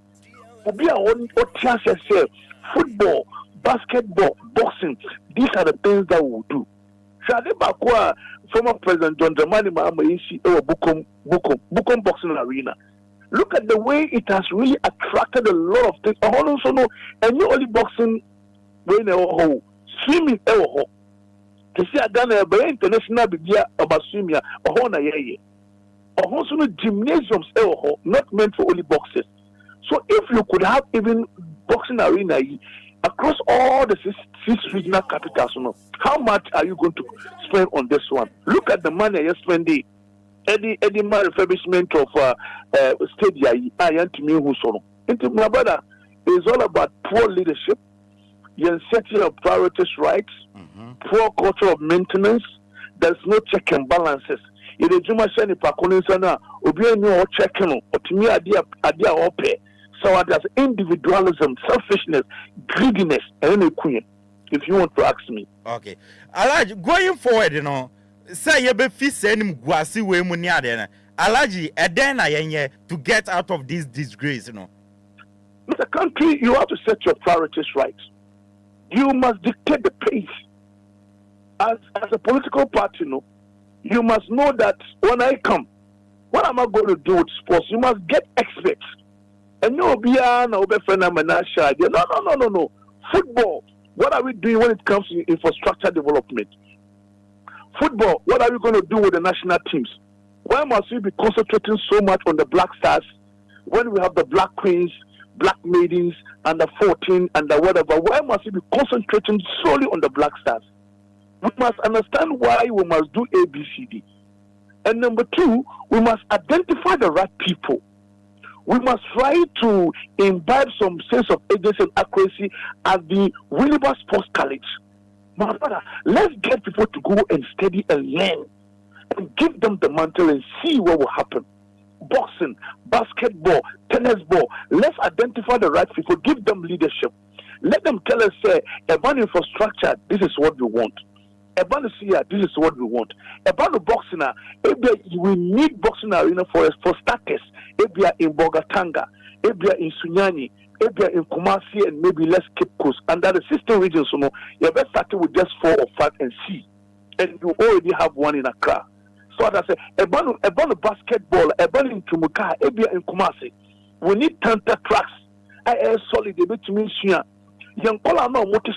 we must start trying to college sports.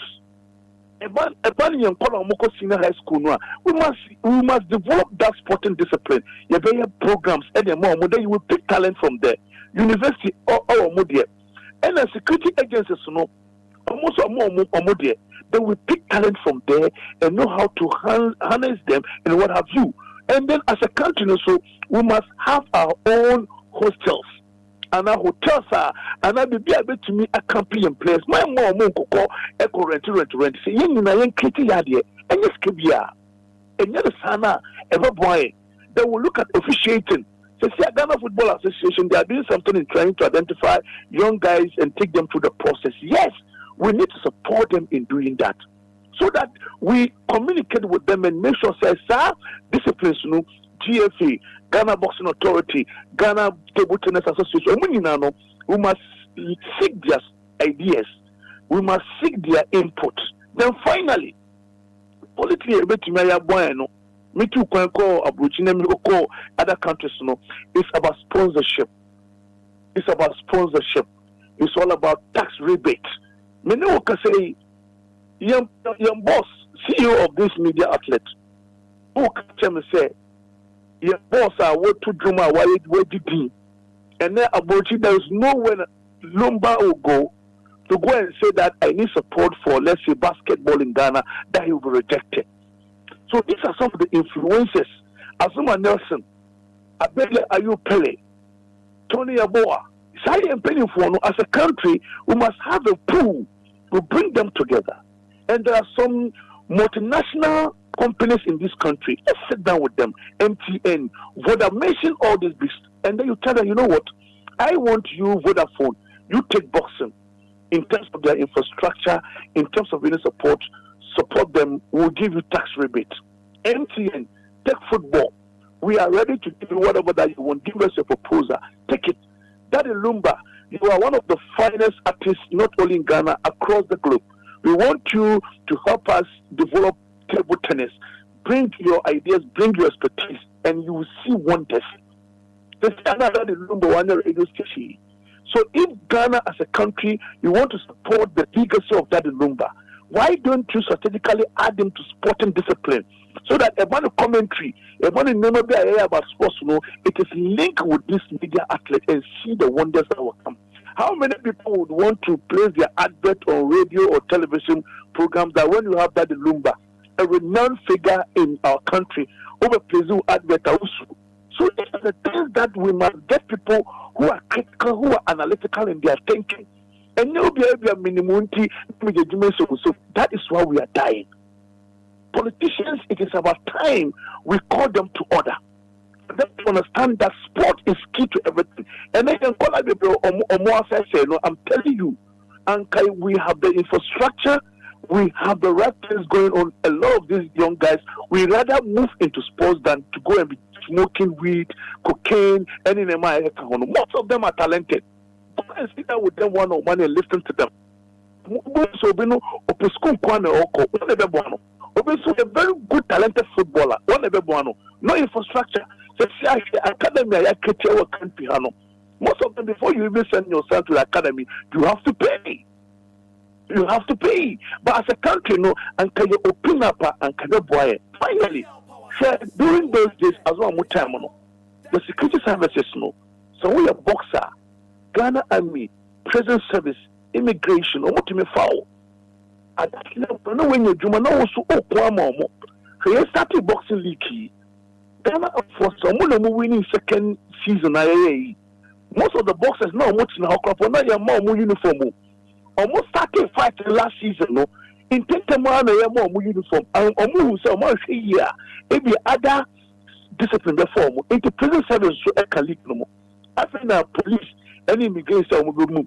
So if we have a platform where we are saying that our footballers, our basketball players, our boxers, so we are there, Ghana Armed Forces, immigration and other things, we have a quota. We have a quota that every recruitment we in your back of every word you must share security services. Then uncle changes abeba. So what are we saying? It is about time that we have leaders that will understand. Say, young footballers, no grammar footballer every. If we do some pampasubia, we can push the person to become a trainer. We can even push someone to even become a mazua. That's a simple mazua, but that person was a former footballer. We can do a lot of things. Yeah, man, no motor granny. Don't motor catch no motor ice water. Say if the system is good, nobody will complain. All of them will go to work. And the country will say in politics, who would be any party, you know. So what do you say? Partner about Obama, but you will sell your birthright for a single meal because say name me who as a politician, name me more 10,000 Ghana. That is 100 million Ghana. Ubediasa. But say me more Juma. That is forever for you. Yeah. You work and you get your salary every single month. It may even take you for years. I will not so. But say me and then me more 1 billion Ghana. One say I will catch you. Be so.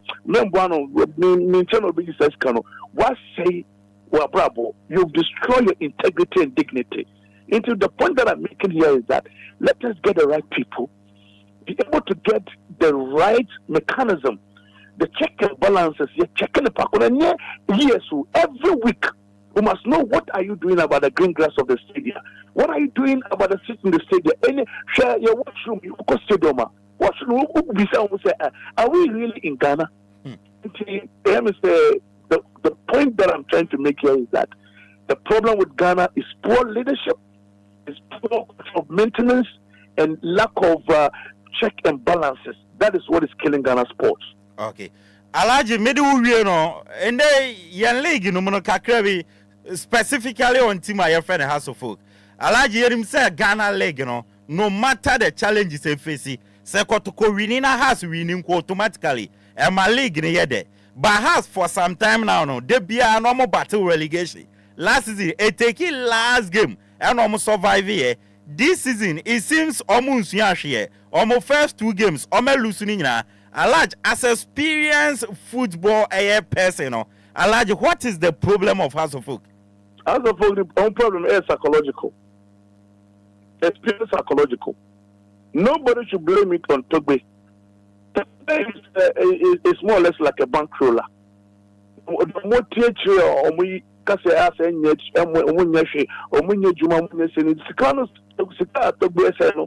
they spend the way Togbe is spending?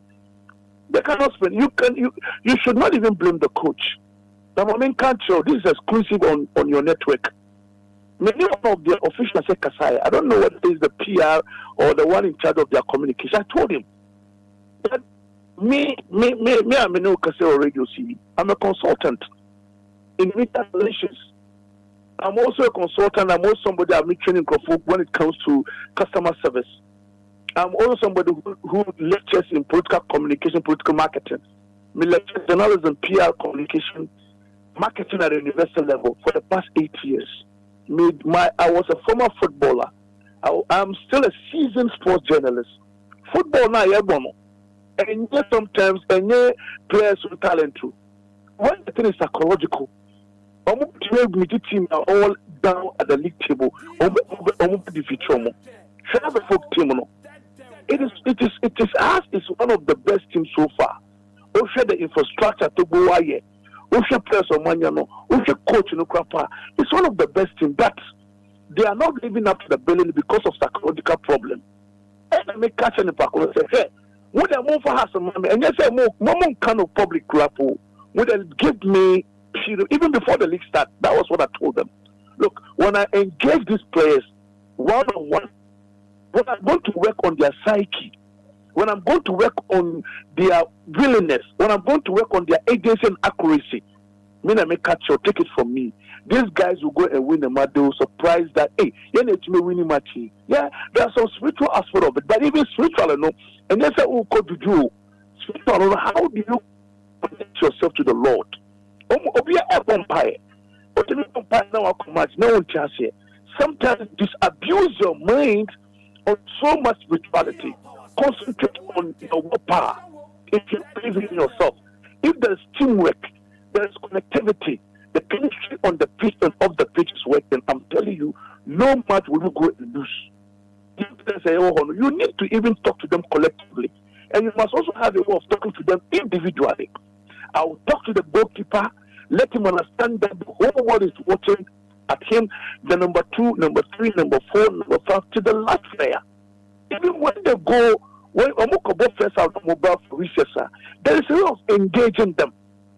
A mobile match no goes to number. The coach must have what we call body language communication on how to communicate with these young guys and see what will happen. But you see, we are playing football as if football is just going to the pitch and play, and that's it. No! So see, I know it is because of the advent of technology. Any communication, effective communication, it is not like before. Now you have a team where you don't have a playmaker. Say has Nikotoko play bien ukite ball no be through. Has Nikotoko, they are playing football matter. Or money striker, or no half chance, or bet me are in full chance. Maybe all these players they have the ability, but how to exhibit it is the problem. If there's no teamwork, even say as a fucking penny for no, the more to show before to go by. If they're also seated somewhere, maybe they also have their own spiritual way of trying to negate him or maybe trying to distract him or put certain breaks on him, that they will not get anywhere. But I'm telling you, no matter whatever that you do, if you engage the players, try to take them to psychological training, I'm telling you, they will go and win a match that yourself, you'll be shocked to your marrow. Okay. They have to set up. Okay. They have to sit up because Osha idea as a CRDF your moyeno. Boots. To me discussion with all this ones, you know, if all the stakeholders will understand what is football administration, share English premiership. Yeah. Share pitch, no. Mr. Jose, I don't think the match be a mobile now or what to me finish stadium. No. They have a game plan. Okay. What is our game plan? For Manchester United. Omulu so much is now so they be no park na yama. But ya hanu se team no elusua or home na yamba park. But we must have a way of doing this. When we understand the game of football, let's get the right people. You know, Biana the has administrator. Yeah. You know, Biana the Kotok administrator. You will be say oh football move for years and they say on be CEO and on be manager and on be PRO. No. Even in football communication, no. A lot of our guys, I keep saying, they are never be bragging. If I want to take them through training, some of them, maybe say 1 or 2 questions about sports communication, most of them don't know. It is not about you going on radio and television talking. No. There are certain indicators, certain things that you need to know about sports communication and football communication. Nyankopon enhyira so Alhaji Mohammed Alasan House of Folk, former national NCC organizer. Was your child? My friend partner. I was your child. What fight you with you? Alhaji. Name. How are you? I'm fine. Thank you so much for having me today. I appreciate it. I am happy about whatever you are saying. And then the one who taught my heart was that people who knows the game or who are experienced, who can do it, must be brought. These politicians, when they come, they just come and dump somebody there. And they spoil everything. Like the Bukum DC you were saying. Nila Devondapo was a sports minister alive. Mr. Agra was a sports council boss. He was not a politician. But they brought him there because they have got experience and can match it. But this time they just go and bring somebody there who doesn't even know inside football or box anything at all. Then they come and dump him there. Then they come and spoil our things. So when he said, I said, this is an experienced man talking.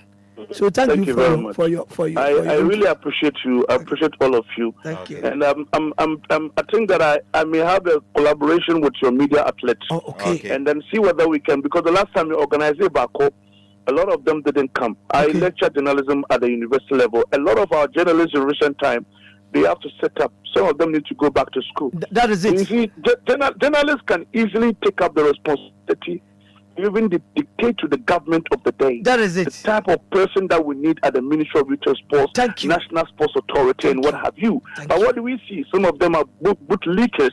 They don't even understand the ethics of journalism. Because journalistically, look at what I'm talking about, your production team. They called me 3 days ago.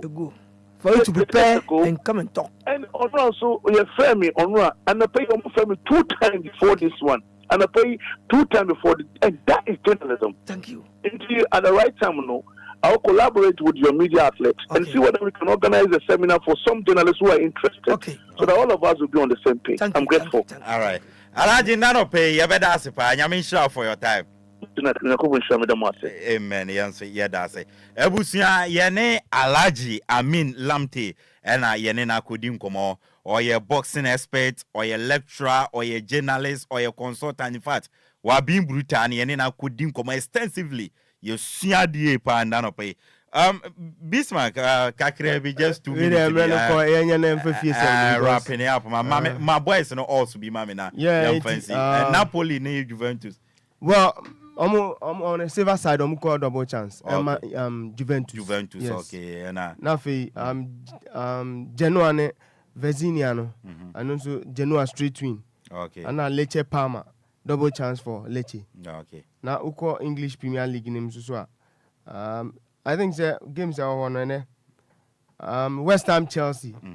Over 1.5. Okay. So I game over 1.5. And Aston Villa Wolverhampton Wanderers. Double chance for Aston Villa. Okay. Fulham Newcastle. Straight win for Newcastle. Okay. Leicester Everton over 1.5. Liverpool Bournemouth. Liverpool straight win. And Southampton Ipswich. I know Southampton double chance. Okay. Now for Tottenham Brentford. Double chance for Brentford. Yes. Oh, maybe I will see can be 17 I can say. Na Crystal Palace, Manchester United. Over 0.5 for Crystal Palace because man you there they'll make concede. Yes. Okay. It's for my boys no. Na embrace. Yeah can.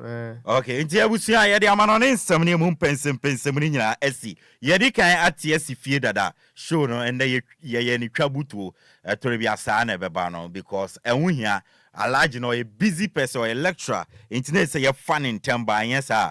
Or be call lecture ho akọ lecture ni ade intino ni nyina aka obi na so nti ya ba fie ya mobo nsam na so tetete na mempeni for no emfa mbre na aka ni nyina emfa nwura fie nsam no mo emfa emayen na ye be fa mo course no so na bibia ye kama yen hyase emfa fi Ghana class mienu a ewo Africa nyame adoma na omu nyina abo na owuram ewo CAF Confederation Cup na second prelim stage second leg na bobo kwa ye fani CS Constantine omo tna fie omo Algeria na omo ne nso Ateman FC abo ene na Ghana time no 5 p.m. and Algeria time na 6 p.m. CS Constantine na Stade Mohamedi Hamlou Stadium Algeria normal ball first leg no nso Ateman tna fie ema CS Constantine ebe show me kamienu a omo entumi antia enwo ensem no and our CAF Champions League no eno so eba so and the Ghana time 7 p.m. 7 p.m. Ghana time na sa game no eba so na bobo kwa friend Raja Casablanca na fie ewo Labi Zuli Stadium ewo maya ye friend Morocco na omone Samates 1996 the aboni first leg no 2-2 enso ewo enti ene wan na edi wi no ekofie ana Samates betuma kwa yenkonya na Ghana two clubs no edi da so ana eni da so ni wo enwon nsem no a ye de ama Ghana Premier League no match day 3 sha se ene woni aje kraku the second sports complex Vision FC any Legon Cities about 3 p.m. Nyame yadmo ochina Babiani Dance Park Go Stars any Basakoli Stars ebebo Nashariga Sports Center Kara United any Accra Lions ebebo Diana Football Club any Nations FC bebo Nanajima Bedu Park Doma na Lengle Sports Stadium Obuase Asante Kotoko any Young Apostles ebebo University of Ghana Sports Stadium Ochana 6 p.m. no Heart of Folk any Bechum United ebebo Juada woni Aje Kraku the second sports complex Dream Sasi any Heart of Lions the ebebweni eno ye Juada ne senka media mani Samantes bo nanso atemani brekum Chelsea bo na because of some mobile African tino empeni for 8 to sa games ni nyina the asheda games ebeba TV no say na tie nyame adoma enne Vision FC any Legon Cities game no basu 3 p.m. no Alpha TV beyi Metro TV beyi na 2 and original TV nyame adoma ochina Obuasi Lenkre Sports Stadium 3 p.m. Asante Kotoko ni Young Apostles ebo na game no be koso Globe TV and ochina 6 p.m. no wo University of Ghana Stadium has any Bechem United ebo has any Bechem United game no ebeba Alpha TV Metro TV na 2 and original TV so ebeba so and Juada no 3 p.m. no Dream Sesi any Heart of Lions and ebo ebeba Alpha TV Metro na 2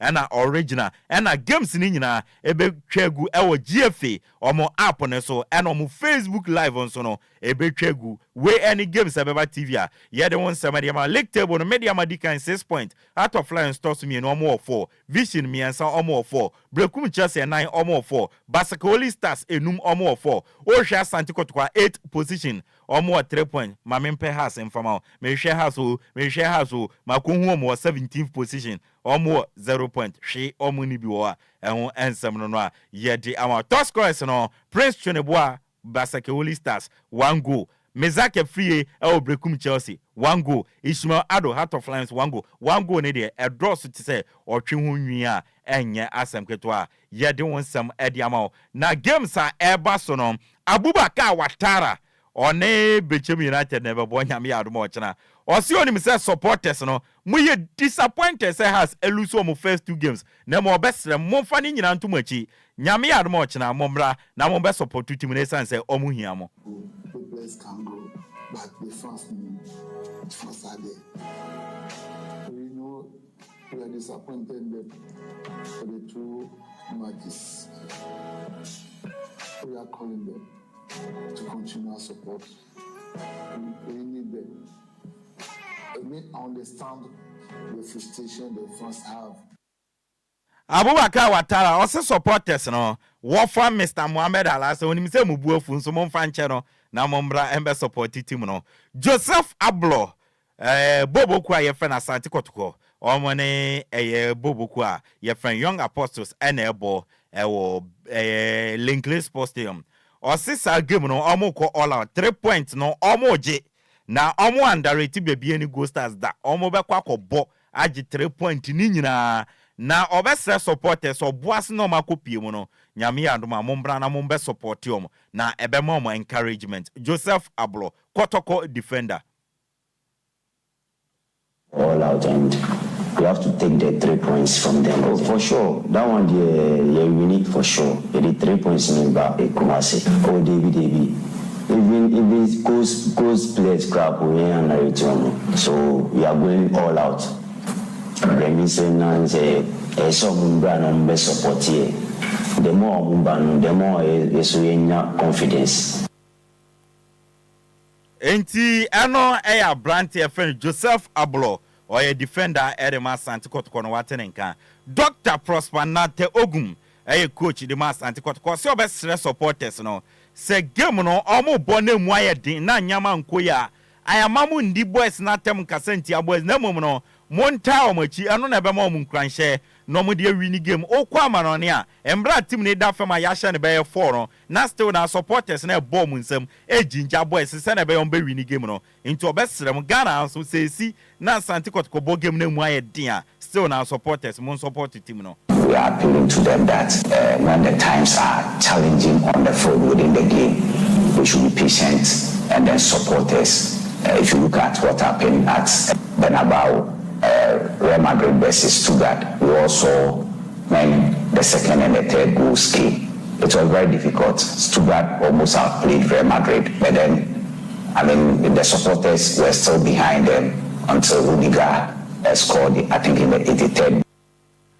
Dr. Prosper na togum aye coach de ma asante kotokono watene nka abusua emboboso ne nyina ye de asi wedi kan te interview ayaye dada ye ne Alhaji Amin Lamte ya bon komo bebre enti ye bedi nkomo pi na e ofie onim say national issues ende Professor Doji Numekavo NSA boss ye yinedi ye se wote wo ma ya bane Ghana ne nya park mboso bo a ye yinedi still na Ghana pe bebia ye bebobo ma tese yakotogo Togo for say debi akaye stadium ba ko pe ya mamom be say no mom pe ba bi mfa ye de yani ya chirimu e wa Ivory Coast say like he say ho na bia ye betumi akobo yen game no e won sem wa ye be kan Ghana class mienu ejina kono nde maybe say of fast any da so ye betumi aye bibia qualifier na ye bedi unkomo Ghana Premier League match day 3 ye bedi unkomo House of Folk elusu 2 games last week ye kan ye se omo kokwando e bia ombetuma akose omo ko lose ye against Bechem United big game ombe wini ana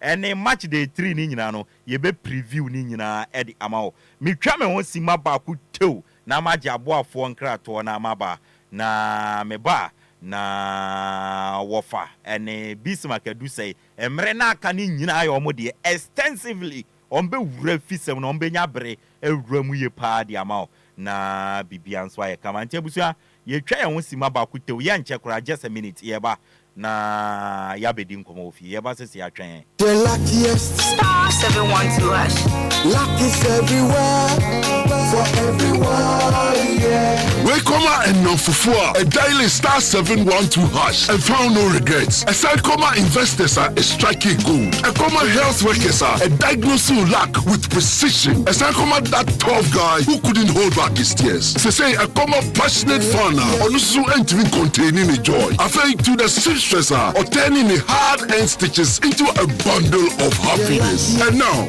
come on, if you say your next big win is right here. Star 712 hash. Luck is everywhere. Dial star 712 hash and join the luckiest winning celebration. From the 1st of July 2024, dial star 712 hash to keep buying tickets as a group, individual, or even as a community. Win loads of cash and prizes in the community draw or go for the grand draw on the 30th of November 2024. Unlock your luck with star 712 hash. Join the winning streak now. The luckiest star 712 hash. Luck is everywhere for everyone. Yeah, the luckiest. That the Lumba at 60. 4% to ticket. A star 713 star 33 star 526 hash. Hey, Kwame, at the Wakaboom one, I saw one of Maha, when he sat to set the woman about quiet here. We are dang.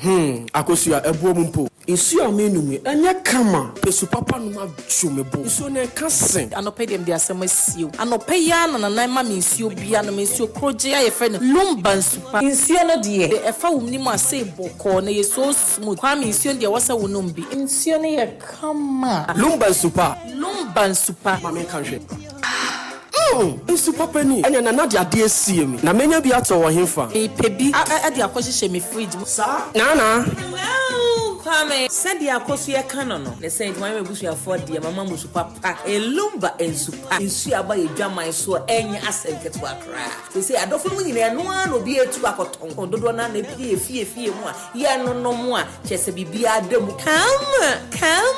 Aquala Production and Trading Limited, and Abomadia Buano, and they bring you in Sioni, in Siani Lumba in supa. Sanya, I don't know so be a tour, Abra Akosia, a bomb, and say, Opia. Or the Saint on my friend number C 026-3983-801 and I said 054-078-5010. Me pacho open Lumba in supa ehu ensembia dia. Waiting for your website at www.lumbainsupa.com. Ubenya ehu akadenya ewo ho Lumba in supa natural mineral water. Get a grip. That's super brain. FDA aji ejedi nkratwe atum.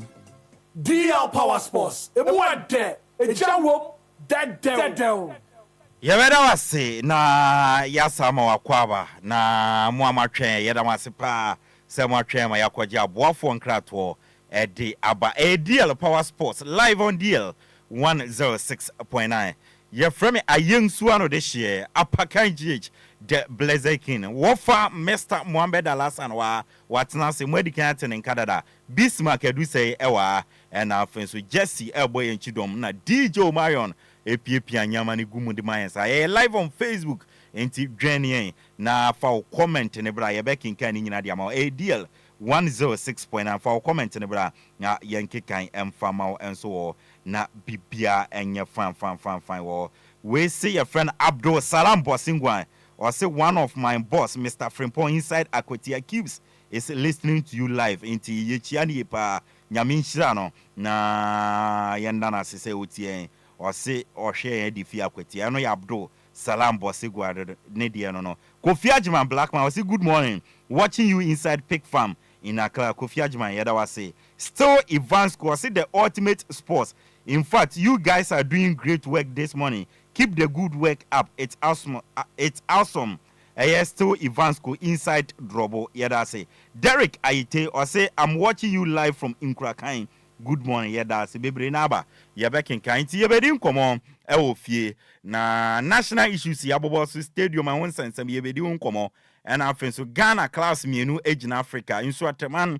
Any bobo ko efene samate se be ya na Ghana Premier League match day 3 ye be di won komo wofa time yi ya wodi a FA7 no fewure mu man say last week you free ha no and I call us ni bi frame me say amo amote house na me ka no ha okay am pese me ka koto any media ma de okay nti me koto den betwem kakra bi mate do o tie koto won fe no kwasi kuma no a driver na obehwe house of folk and stand for match across for stadium and you see how see boy and fe no energy so beko kumase akote house oh wow and the coach team no ebo ni din Rainbow Stars and the coach first no mo share house Jesse house bibia near from Rainbow Stars and na danfo bi your friend NY Asamoah and so Letitia the only mienu no mo coach team no and the womu na in 1935 say or say Ajman Prempe Asante Hen that time no or G team no say or person the main Ashanti team DL Power Sports and change the year Kumasi Asante Kotoko in 1935 okay and you know Osha Asante Kotoko almost 1935 but almost earlier on 10 years earlier on but now even Rainbow Stars Sam because kumai about her has in some fast and has born on born was the say me ko team no kokote Kumasi. That's the history of Kumasi Asante Kotoko. Okay. Now, when it comes to media, from the year 2000, na Moses Ama, na Nanka, was the father or has chairman, Takwa. And you know, has a shema jibia no I party or a shepherd jibia no I party or Nanka no frame me. Say, no fasten. Or boy has 4 power or locally. And he visited in 2006. Sabrina top players be to say Moses Ando, Anas Mohammed Hazakis, and Mahadi Abubakar from Feyenoord. Moses the top of the chairs, but no munimun. Wow. Moses Asiam Feyenoord can Muspaka, no munimun. Me alone. And the Abasana, me I catch and say, see a team. The Edikako team be war, Takra Feyenoord lane top. The children na ya adwen say better media man enti me invite madam for friend Mr. Albert Kome no he has PRO say koko adwuma ma aduana stars na say Mr. Albert ya Kome yes to me invite no de ne nipa me yesa pe de contrast no na Mr. Albert Kome ni ka kire Moses say team bia ni Ghana ha enzimadi ba Moses no enzimani into on fans my dim brand and fanye and Moses Tro dim media ma and a kuyele media man ya my brother and a kuyele near in Kabum and you know who's any I mean so it's okay and if a media man ya chem and ye teach him no at that third division gusuana the current MC of Takwa even Benjamin Kesi also on sports council for crying a problem or Takwa Park no media my secretary into onupo catch and say and yes has here never said that yeah yan say never give up and until na media ma ye moto no never give up and ye Jesse no has Jesse ya na propose we say rainbow no or but move no and the highest color in the a and you choose yellow and move no the ma mediama and every team mediama has a folk as an appoint a first chief executive no James Sirifi and say no resign but from 2006 2007 2008 no yeah and it is the history of House of Folk and then and Kumasa has the Makadada. This is the history of Kumasa Sante Kotoko and then Mediama. And the Asante Kotoko mo papano. Your friend no kwesi kuma on NY Samoa baku driver baku electrician. Na has Kotoko for who say obehwe has match and na class stampers. Na has for bobo no money your friend say my Kote has in be Kumasi. And the Kotoko asen no. Wow. This is how Kotoko was formed. Okay, I know yet, by the way. Yeah. Now can and Guasia Ghana aje. Say CAF president in Kenya. Yeah, okay. Say good massive. Oh, any Guasia Cassia. She said na alaji kan. Ono se fa na license Adam friend no. Oh, okay. Alasa kadi. Unzo ka say name. Those days I know House of Folk no so the chika kra. Wow. The chairman say, "Sina me can me say aban bi obebia." Ejete bia me say President Kufo and President Mas. Tembia me come as when it come to football. What did I say? Because President Kufo no yekotoko board chairman. Around the same time, na President Mas so acting as board chairman. Tomu no mo da. Ndomo ba no. President Kufo no dey call World Cup ana me boa. And President Mas so be wini.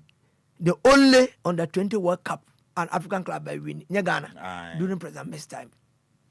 So what I didn't say. Now, place and some of the politicians cry Ministry of Youth and Sports and National Sports Council. They should never send a politician there. Okay? President Mess and Kasa, but no Oba Sports Council. No, no politician in the 2000 6 Obano. Visit 2006 after 1996 Oban. No, no politician. It was also head sports council. Head sports council. What he say? Ya bandi across Ghana Sports Stadium da. Agra. One Agra. No a GFA. General Secretary. Oko ya CAF. Edi koko ya kosa anti bro no be sports council boss no. Zimbabwe ya catch am say ya mamu hostu African Cup no am de man ye ne Nigeria as any come hostu 2000 no amu nyina ba ha be hwe ye park amu fi ho e be hwe ye inspection sa inspection luckily no na me ka ho na me ne agra fine nti amu ba ye me ne omu ejutu me say football no for technocrats, sports is for technocrats, it's not for politicians. Okay, political person be obi say former that continue usu ansa no MPP but no for football nti fa say ono de na nka sem da ya boti njan no for kwa boche ma still on boche ma nti omo no mawurawura mu nti omo do on be say position there's no now the minus no be only football mu this is okay for the past ya renovate a stadium so 84 million Ghana cedis the last 4 years so 84 million Ghana cedis near the renovate still yes a park na nye sky hina say as good from the year go for on the Takwa stadium kitwe bi endu half of this so a new stadium wow uko Rwanda look at the stadium that built there anka ye ni nguasi togo kitikiti on yakoko for a ball abo wow enti no me say time have come say both party be bia no sa position Nila Devandapo obey has RCC NCC ebe has member equal here board member of Liberty Professionals no say no here sports journalist obey sports minister no ni edifice na si onye na si aboa no bukom that time kwa me na agra so no here sports council boss because of football mu nto nim sina sports tie the appointing about one do I long before amu of power cry bibia bukom say Ghana ye boxing ya ye ni problem anything about boxing, especially any problem, what did I say? So what I want to say is say, any government be sports council boss, politician there, minister there, but the politician I heard because a ministerial appointment. But especially the sports council boss in the deputy no, I'm for politician be I'm for technocrats because say MPP no be power. You want to form your sports for I'm MPP for. And I must have a and the NDC no be power. Munim krofo a my sports NDC they know them.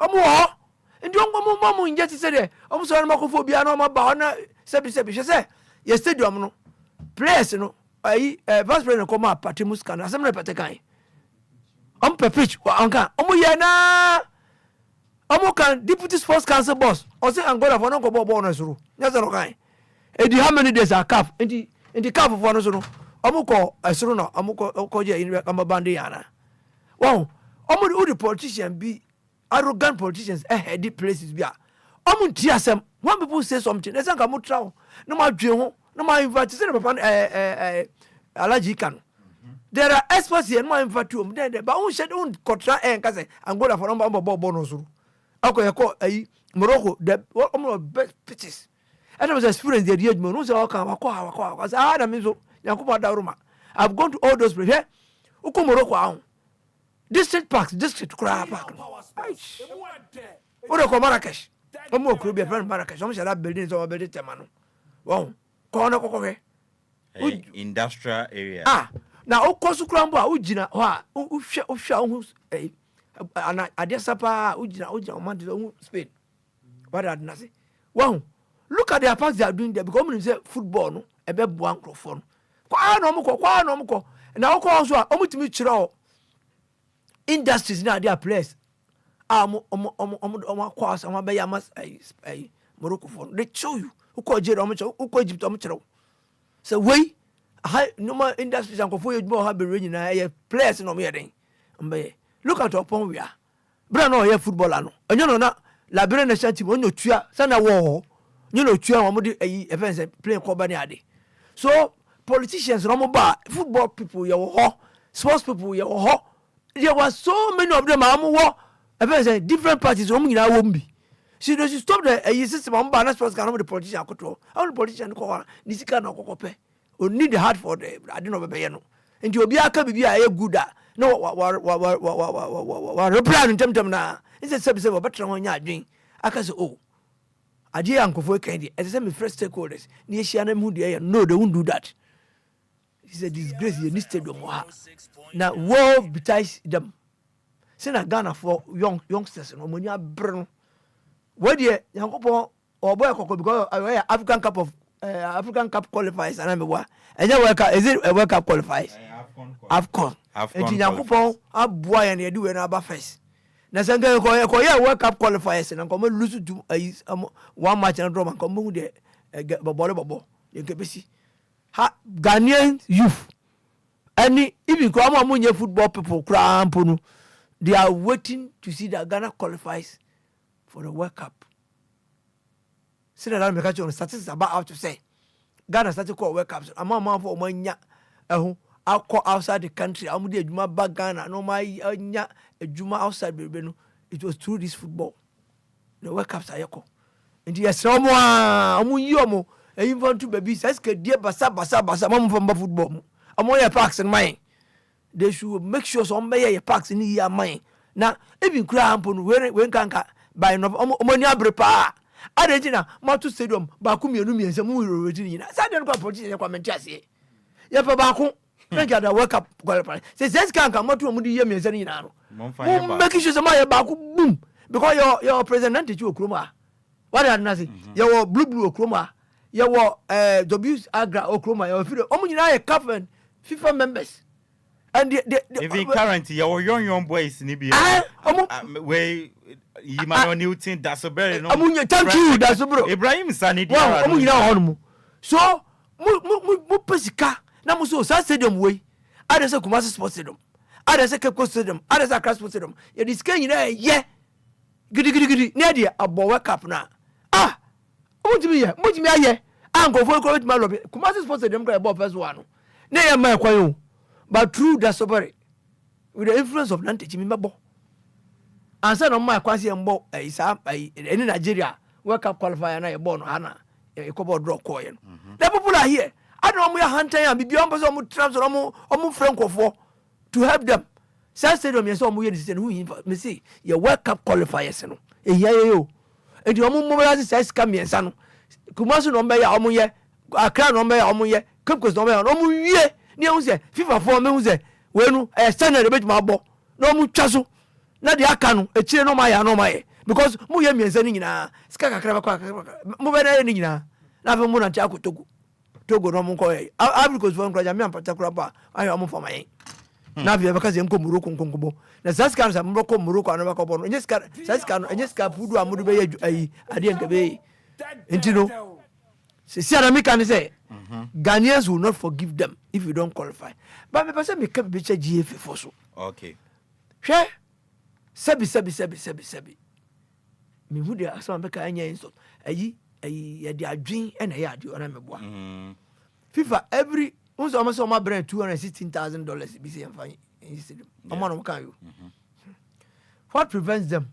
Omo no government no transfer near stadium back home. Say esipon de mo en fama o tamale en fama o what did na say no mu ko FIFA amu ko bobisia betimi adi abisia na ye stadium no na go project can every year ba no amu tititi bi firim amu nya people amu ya FIFA will agree because other countries are done it no ya mom that is exclusive I'm telling you. What did I say? I'm my go project sky the yes stadium na ade. Stadium hold that. GF for money bank contract no money stadium no back. When they tell FIFA for money they will give them because money be every year. No matter every year about $200,000 na money by a year. Next time I buy $1 million near the year $1 million. I bet me I renovate the stadium. It can a bit my year. Your corporate organizations na aban ani ayi boma o e pese renovate stadium ye omudimi boy omudimi boy na ye bia scarce FIFA de ba no e bia mu 10% 20% 30% montete because Ghana is there forever say Ghana betra ho akosi nyankofo baka zere obegu wiase enti say FIFA betima bomo be say they can do it because hey FIFA musika no the whole African country can sika bomo ndu fisika. What I say? Omo my boy bisia no my year. Omo ya every year scan omo de bra omo no. Omo titi every. No mo njai sa de na tembia no ana omo to omo sa atu ba bi to say ya ehufie yeye. But Ghanaian youth will not forgive the GFA or the government if they fail to qualify for the World Cup. Omo bobo. Miami wafa Mr. Mohamed Alassan and Martin Nkana me koba na Ghana Premier League wabe fechire kakra edi amame.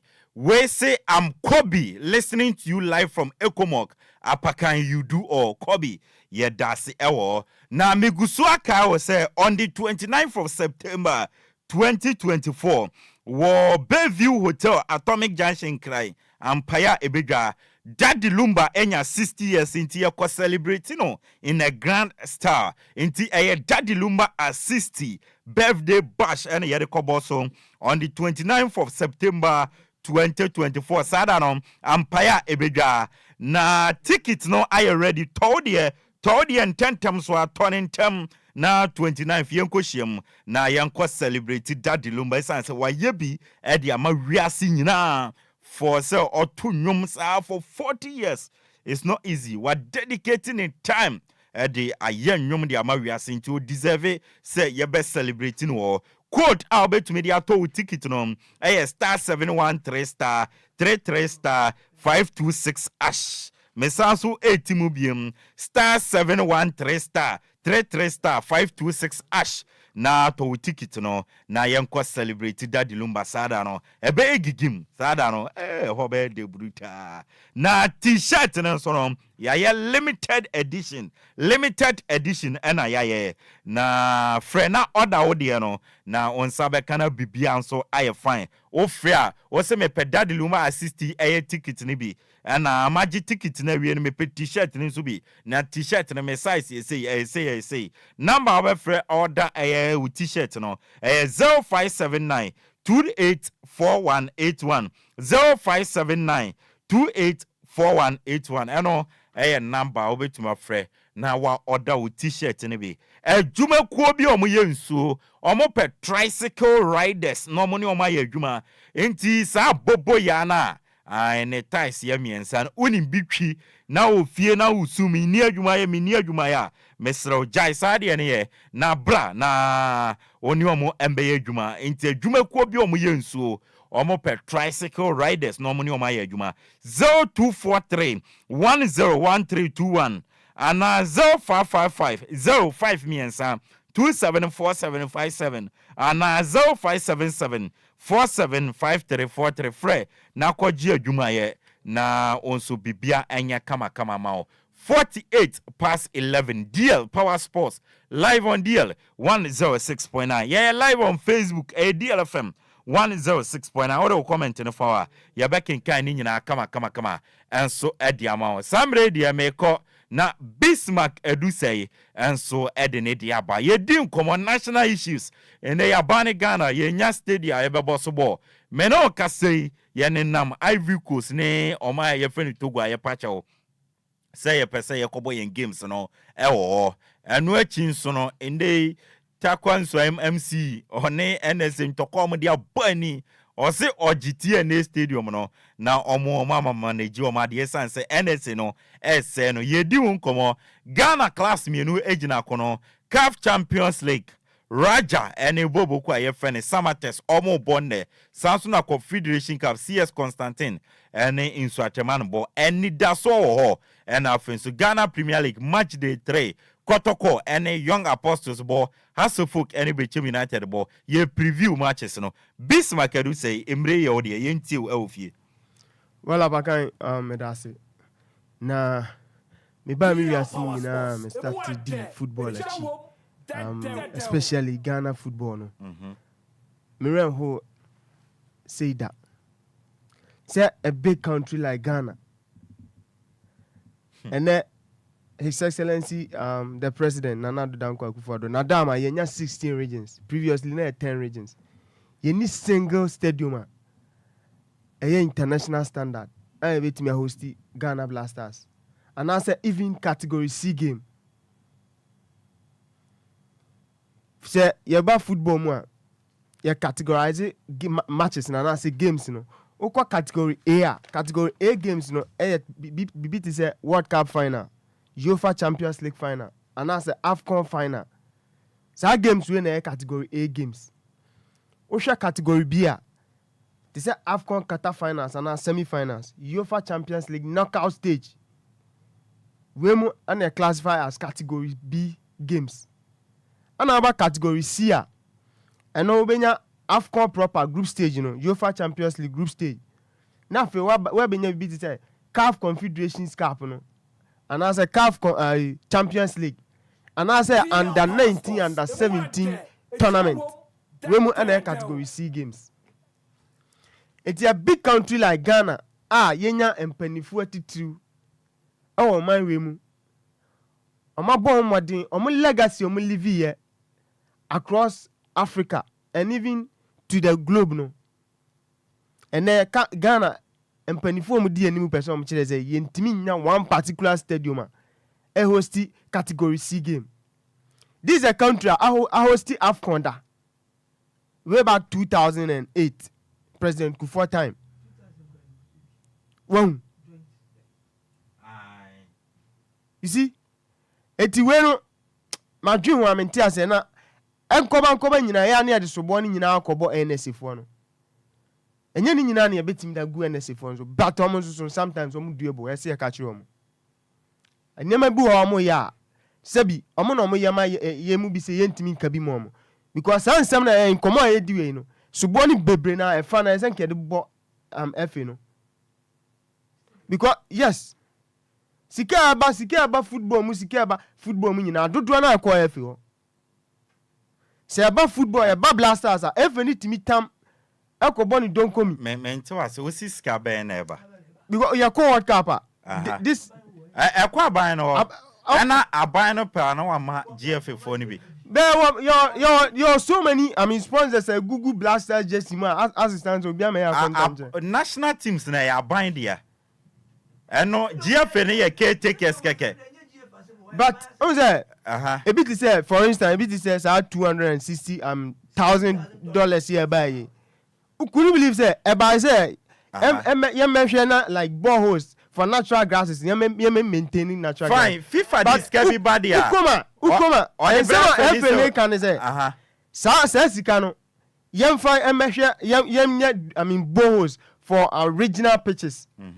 What is it? And also clubs in the pitches. And Mami Musa, even the sitting FA president get to connect team cramp dreams. And then no many stadium, no many baby on bomb league man. So my be what pram boreholes no any. That be America. She says $260,000 now some can. Or see be young family boy clubs no pitches. Here lies the case with team cramp or kita or mobile league. You know they don't have a place to play their home matches. And he says can acquire. Eti America say ni nyina ntimi fa so bone mo NSA. Nko chade ba ko. I was also thinking like him. But bra me call Zamalek said onyomu dia. I bind dia. Uko El Hali TP Mazembe. Omo nyina South Africa Raja Casablanca. Enyomu stadium Mazembe dia. A club a very difficult say club in Africa bet Messi stadium.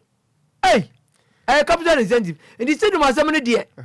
So can the maintenance in there? The boss was arrested. This city dear, and you are buying and buying and buying. Who call African countries now? First, near boss look to Koji. Amuni said about when we went. You call ye investigation. No. Most of the stadium Ghana, Tisebia, AMA. Omono Mosi. I want no more resources, more councils, no more, so much.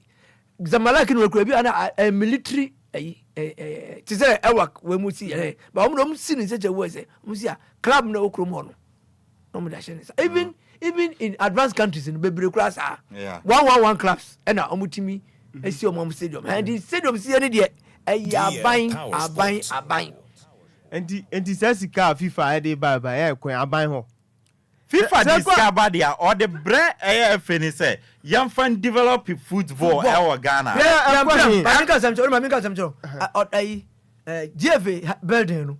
Enya ban dia o. FIFA Go project. Okay. Pram as I say omo to ye and omo ye nyina FIFA Go project. But run and so sao. E be $216,000 no.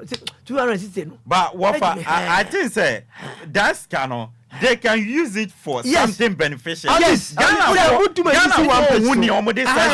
once na make us say GFA building now. Yeah. Go projects no. And omo dey yes and assassin they adwuma wo pram nyina ban ya hwe ohu. Ni nyina FIFA Go project.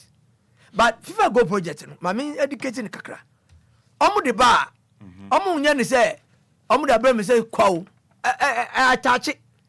Engine every year beyond FIFA be forensic audit. Every beyond the whole world. FIFA and Casa auditors ba.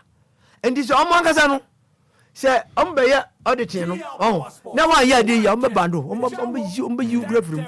And FIFA scan there. Na me say kan kore. When it comes they the money specific. Order na say. FIFA dey to say Ghana ni Africa for. Musika amudi ma contract no. She said they uko Bobby say World Bank be a bridger. Amun jaw saw. Ejina most of the time na sa projects no. Ana din so be di uska. So am release no kakra.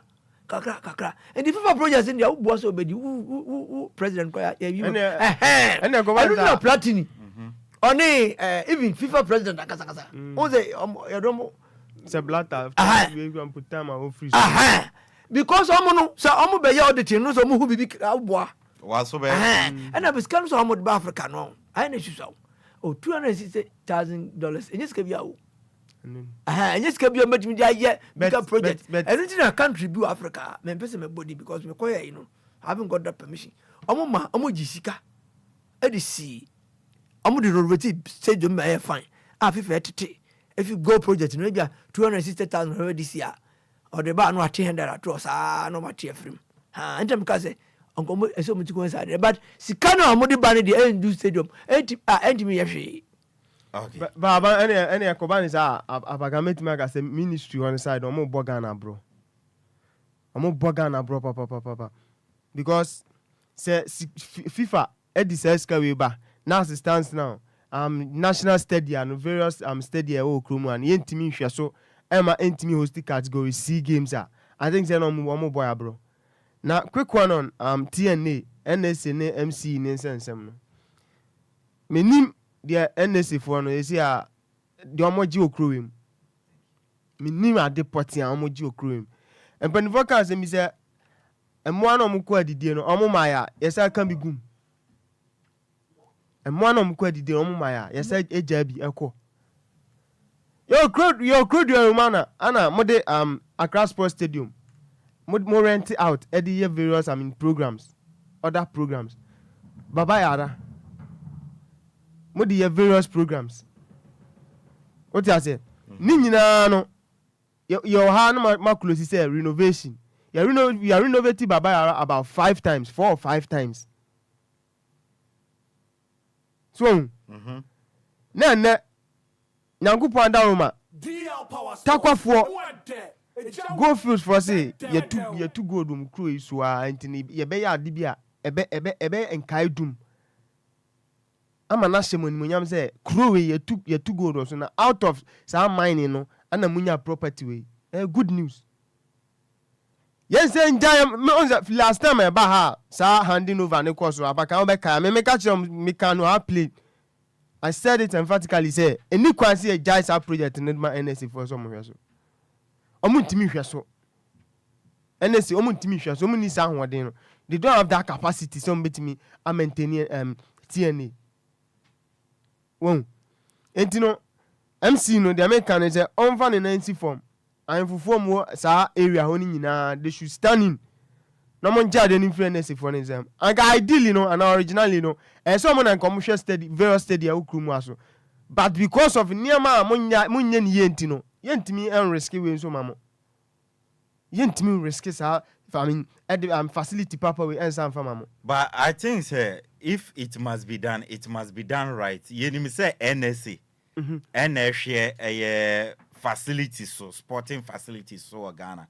Enti say takwa enso emfo ne pese omoji ai so omofa kwan paso but san tokwa gidigidi na I think say amwa Apakan unim say na me ka say Benjamin Kese no no ye mediama secretary ai o kan asem eno arazi no be MC takwa sedom na ye obi kan bongara senyo ndi team mediama no ka mediama ho deputy minister for minerals and resources Melkuka no ka board members no what that na say ndi e ba sa no na e bobo no wo dompem ndi takwa no and now I'm promising years back or some years back say kwan bia so no I'm no go fish for no bekasa and the go fish for no you were 4 of them as board members of Mediama board members of Mediama I'm count what that na say and they started preparing the way say on be stadium no ache and no almost nyina no golfers were doing it for the people of Tawa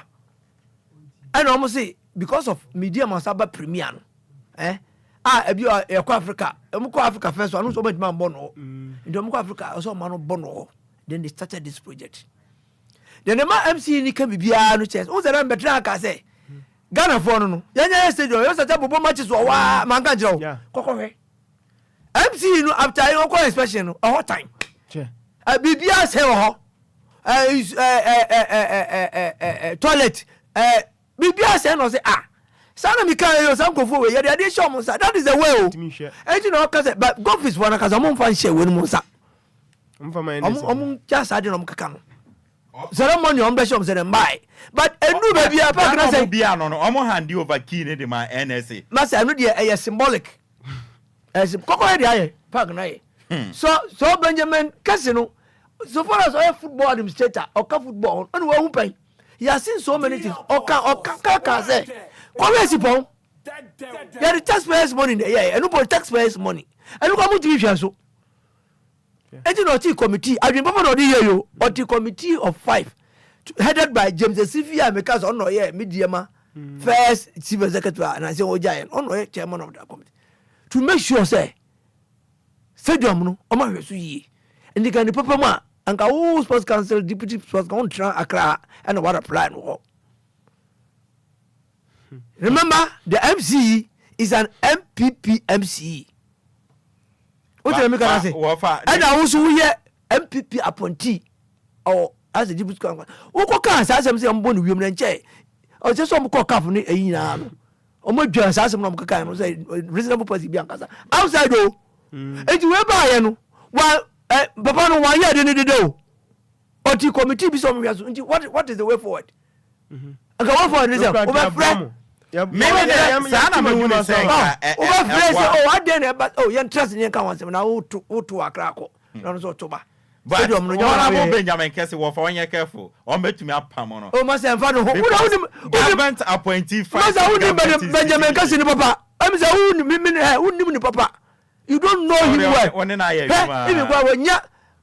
before or in Crampon, your appointment, you and one Crampo uncle. Who knew papa or your principal person? Oh, no, him there see. He's a man on the ground. Here. Mammy, a unit. My friend. Yes, boss. Oh, okay. Yes, boss.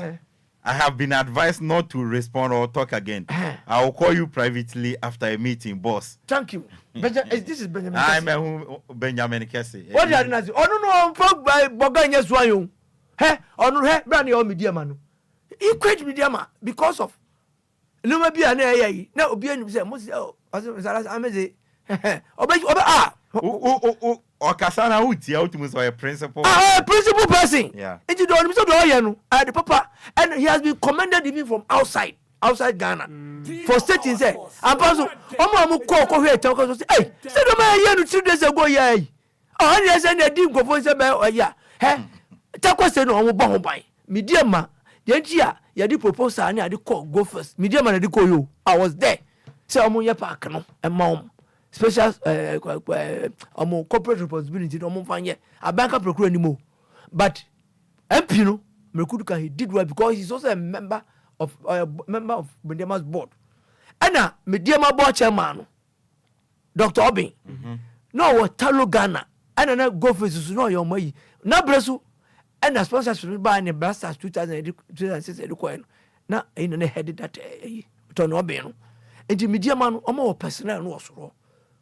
How many classes have been able to work round the clock and how many countries in this world?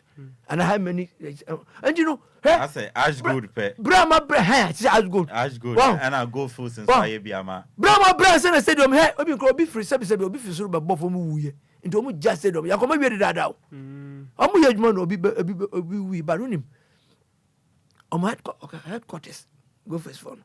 They didn't like it. Almost here investigations. It has solo project. And guys, Medium African Cup. No, it was targeted to be played for them to use the field to play Africa. Tinipanu Wuyano and a stolo adiano.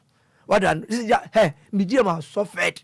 Benjamin Kesse has suffered. Mekuduka, that MP, he has suffered before this thing has been played. Who to Accra? Who they don't know anything about it.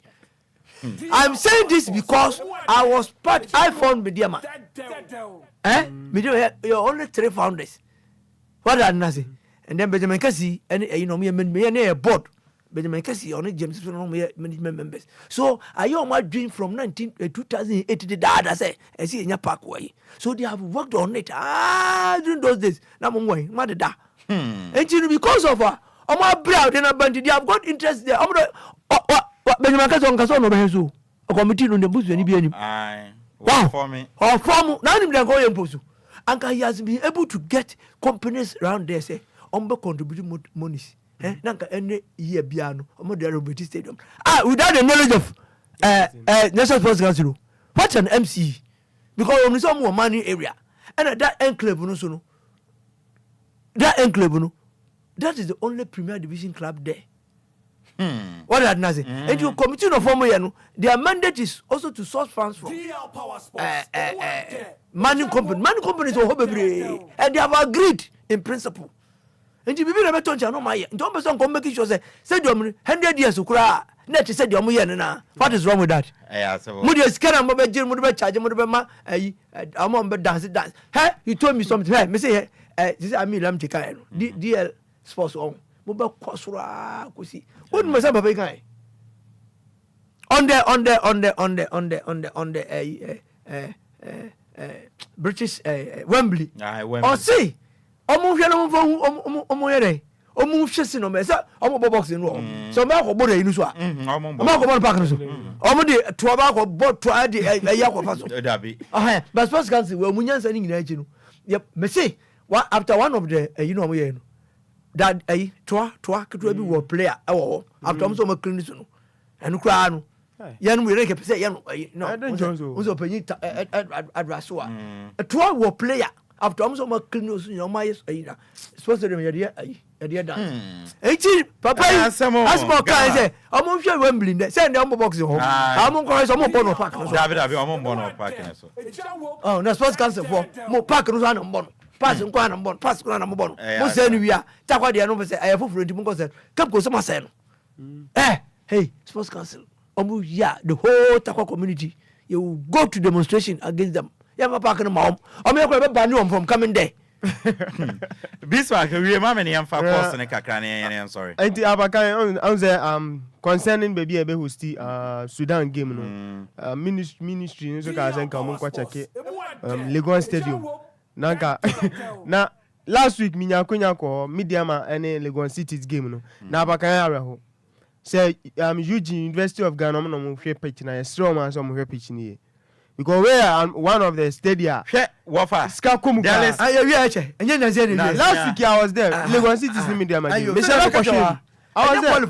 Could you believe say the way my trap page name born obi ma pass na forma it can't travel and me move fast. Anna during the time I able game na fe no okwabna need move we see akire.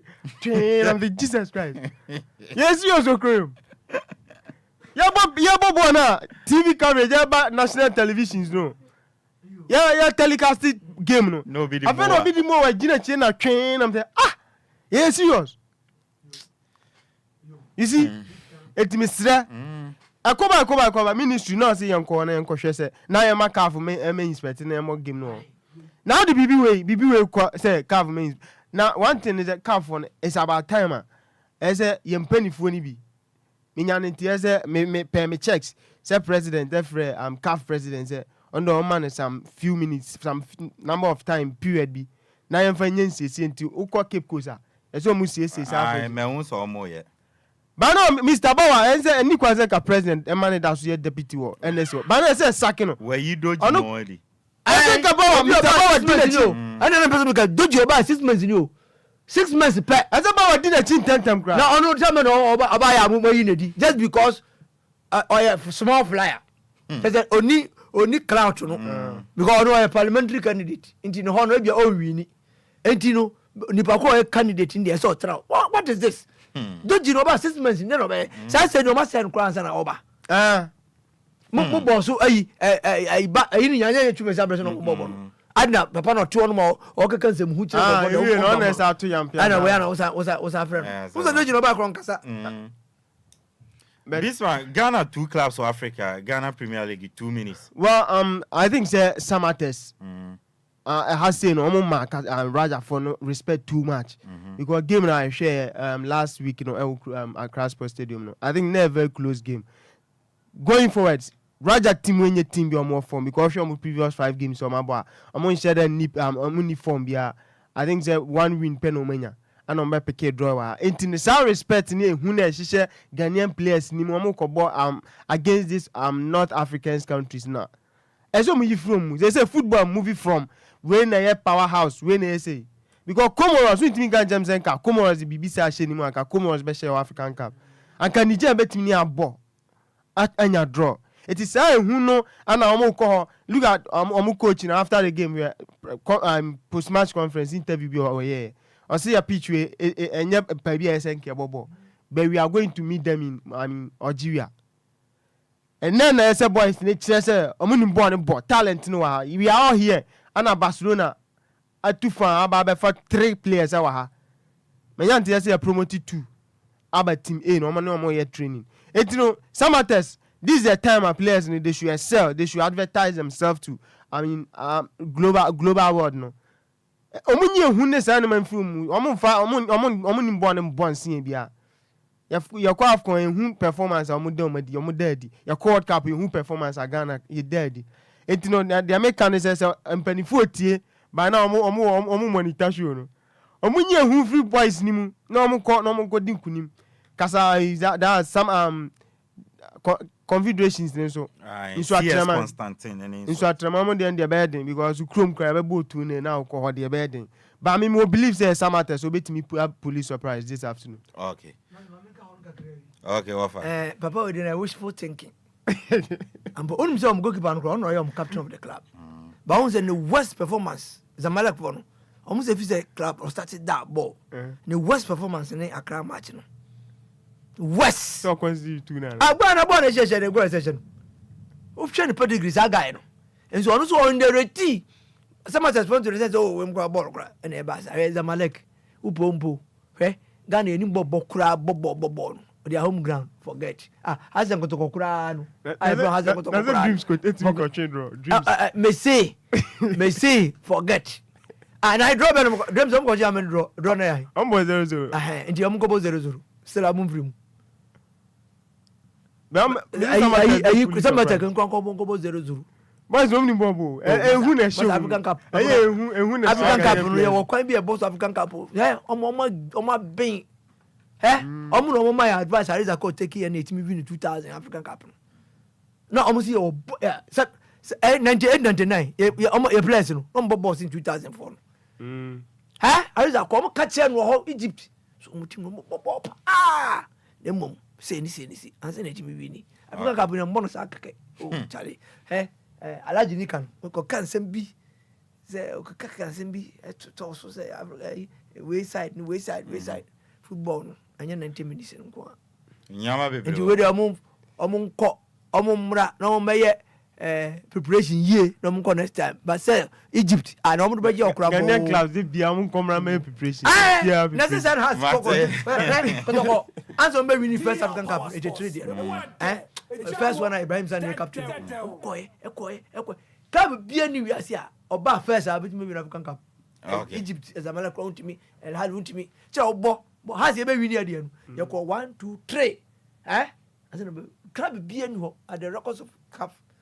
Okay 0534 050199 059340 6565 yam fabe 2 calls bina yam sorry 0534050199 and 0593406565 mpacho udi ni baby akasafi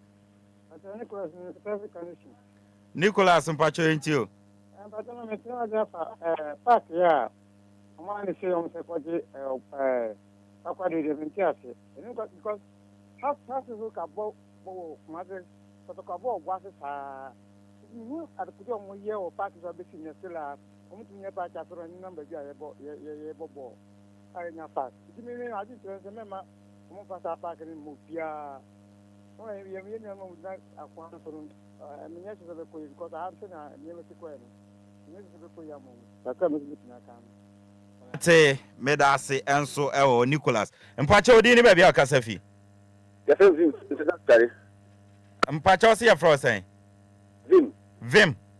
Yeah. O kasafi. Sorry. Okay, Vim asutwale mpacho yentio. Aka me the past people the bandi basta kula dem de. Just omuti akuma. Serious pa omuti akuma. Menso meda asese o bae. Mpacho odi ni ba bia kasafi. Mpacho me show ja hosa be de brafum. Brafum. Boss. Na wato ticket dada.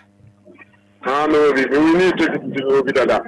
Okay. Into 29 you be share, right? Mate. Brefum pacho entio. Yeah. Boss, I was going to say yes, football in I'm not to say leg for half to full play for toko. Me and you so today and ya baya football be dinner.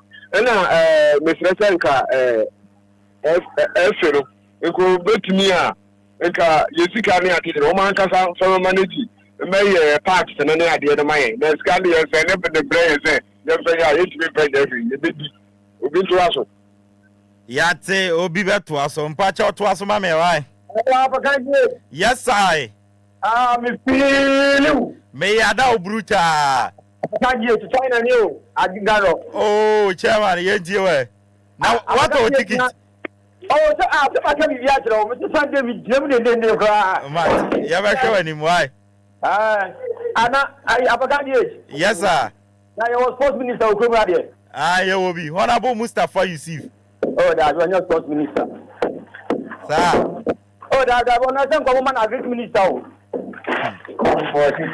asemo dia me kaka me kan say you ko to dia ja esna na me ya me robo gum na ha to so de bi o mo dan so de bo mpa so be da fa na na wa say why na on dia mo de me ka wa say ne dia sa last year tanka ye we na ja ye hu wo bo ndi di se de mo da ho sa mate na Africa no so de Apakan GH na mi ni ho nsre enye oh okay ya ni dia mate ani dia nsre wa ni dia ma o de Apakan GH ma me fa kunya na mi ntwa mi ni adu aboso kan ma me mate tu na why ma me tia kwasi debra wa aboso kan awie mi tia na fa oje wo so mi feel menso me ya dawo pache odini baby akasa fi da bi wantumi enyina so wasaba bi mu odini baby akasa fi hello Apakan yes sir Kofima Apakan di tunimi Kofima minimum Apakan abomo nyankopo adoboko na so nyame adon mesemo ye fantastic o de minimum say waje with ticket dada antino oh wow sha antino ye be share 29 wow sha mate Apakan Kroma no football no papa de almost say omo ye oh now Ghana you was 67 years 68 years you need pitch papa bia everything about international match was so and so me have any in Nigeria World Cup qualifier case count amu shegu opa nti Apakan ka scanning na den omudi hey yo oni nyame nyuma mate bra Kofi wonso ni nyame ntina emfama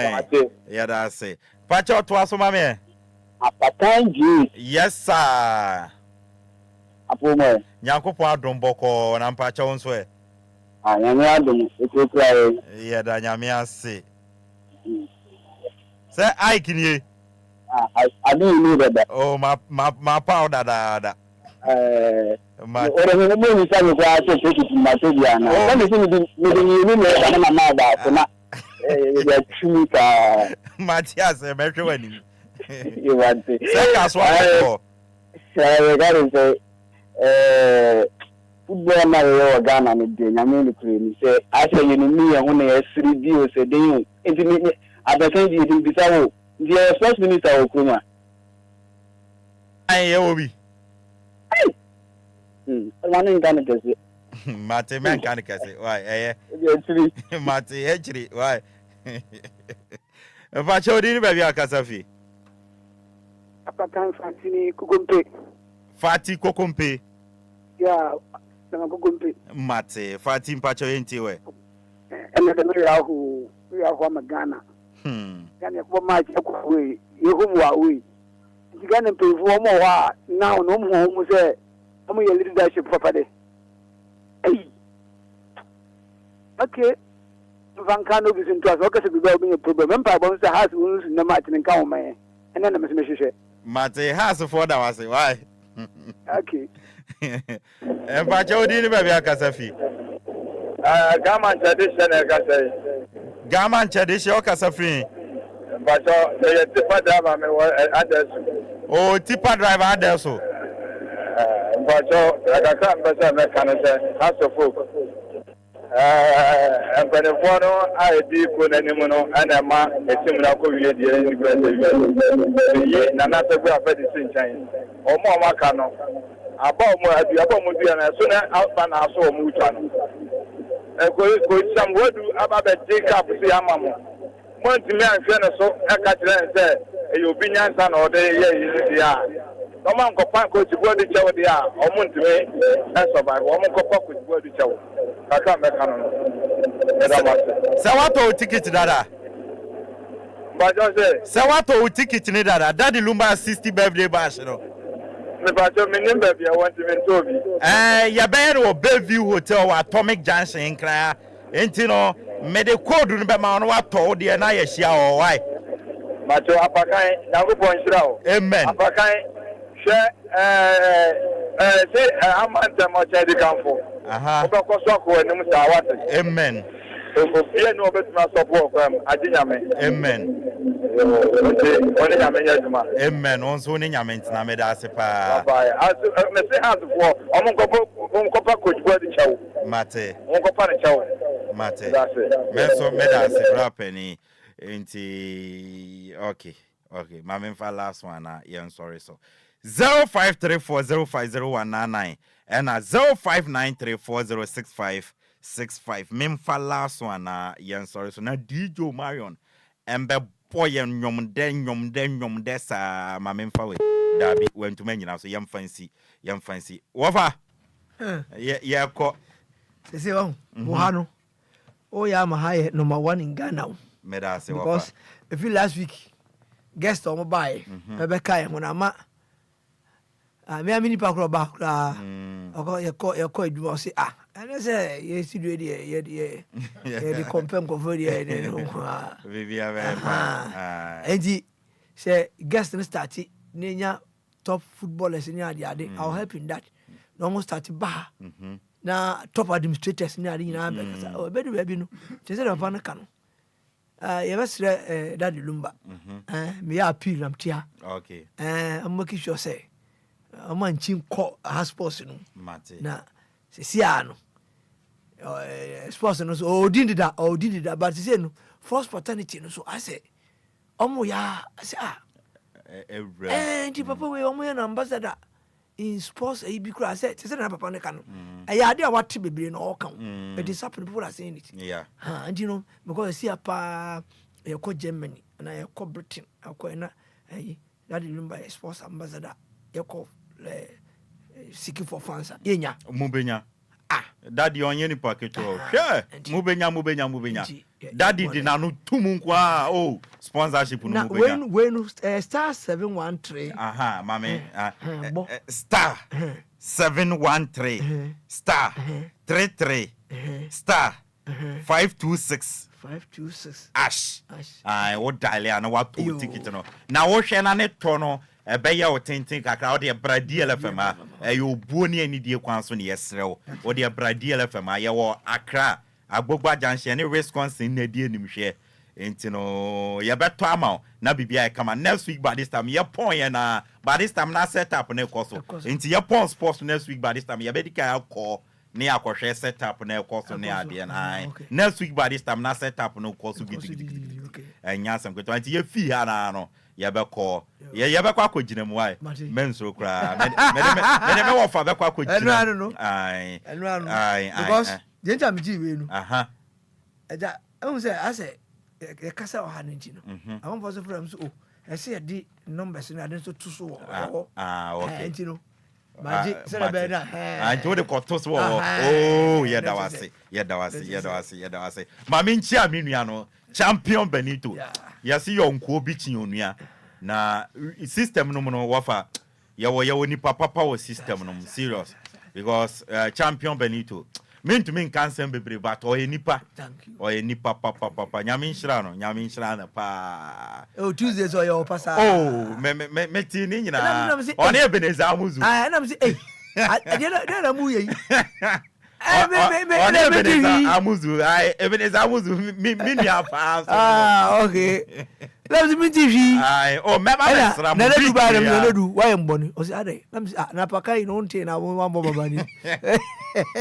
Na that do to me ni over we yin eni ama men kan hwe. See ankasa na no hot max pa. Why hot? Say Ghana Premier League ni start sir. Oh, and you know, I like the way we are. Only adosem no. E we ntem adwuma ba ko ne ye. Ayo obi papa na bi adwuma ne ye. Nti anya afi na ye ba betan ye ho abe. No. Nti only adon na we ntem pepa. Darius say, oh, Tuesday so I am fine when you TV. You know, only adosa na ye ko na BBI. But they have me say. Na say Ujafo, omunta mom medi. How does that? One say ba ko na throw exams. Medical doctor and just your treasure. And if it next week no best start aba. And if your train say Jesse be ba. And na say o Marion so etu omofo. Say young boys musi su asade no. O Marion ya mi so. O Marion etu omofo. So Marion ya so for. Say o tuma mo ho ha na metia na mehwe. Ni we atu akọ. O Marion ya so for nti we tu omofo. Nti o metie. Omano me son crane.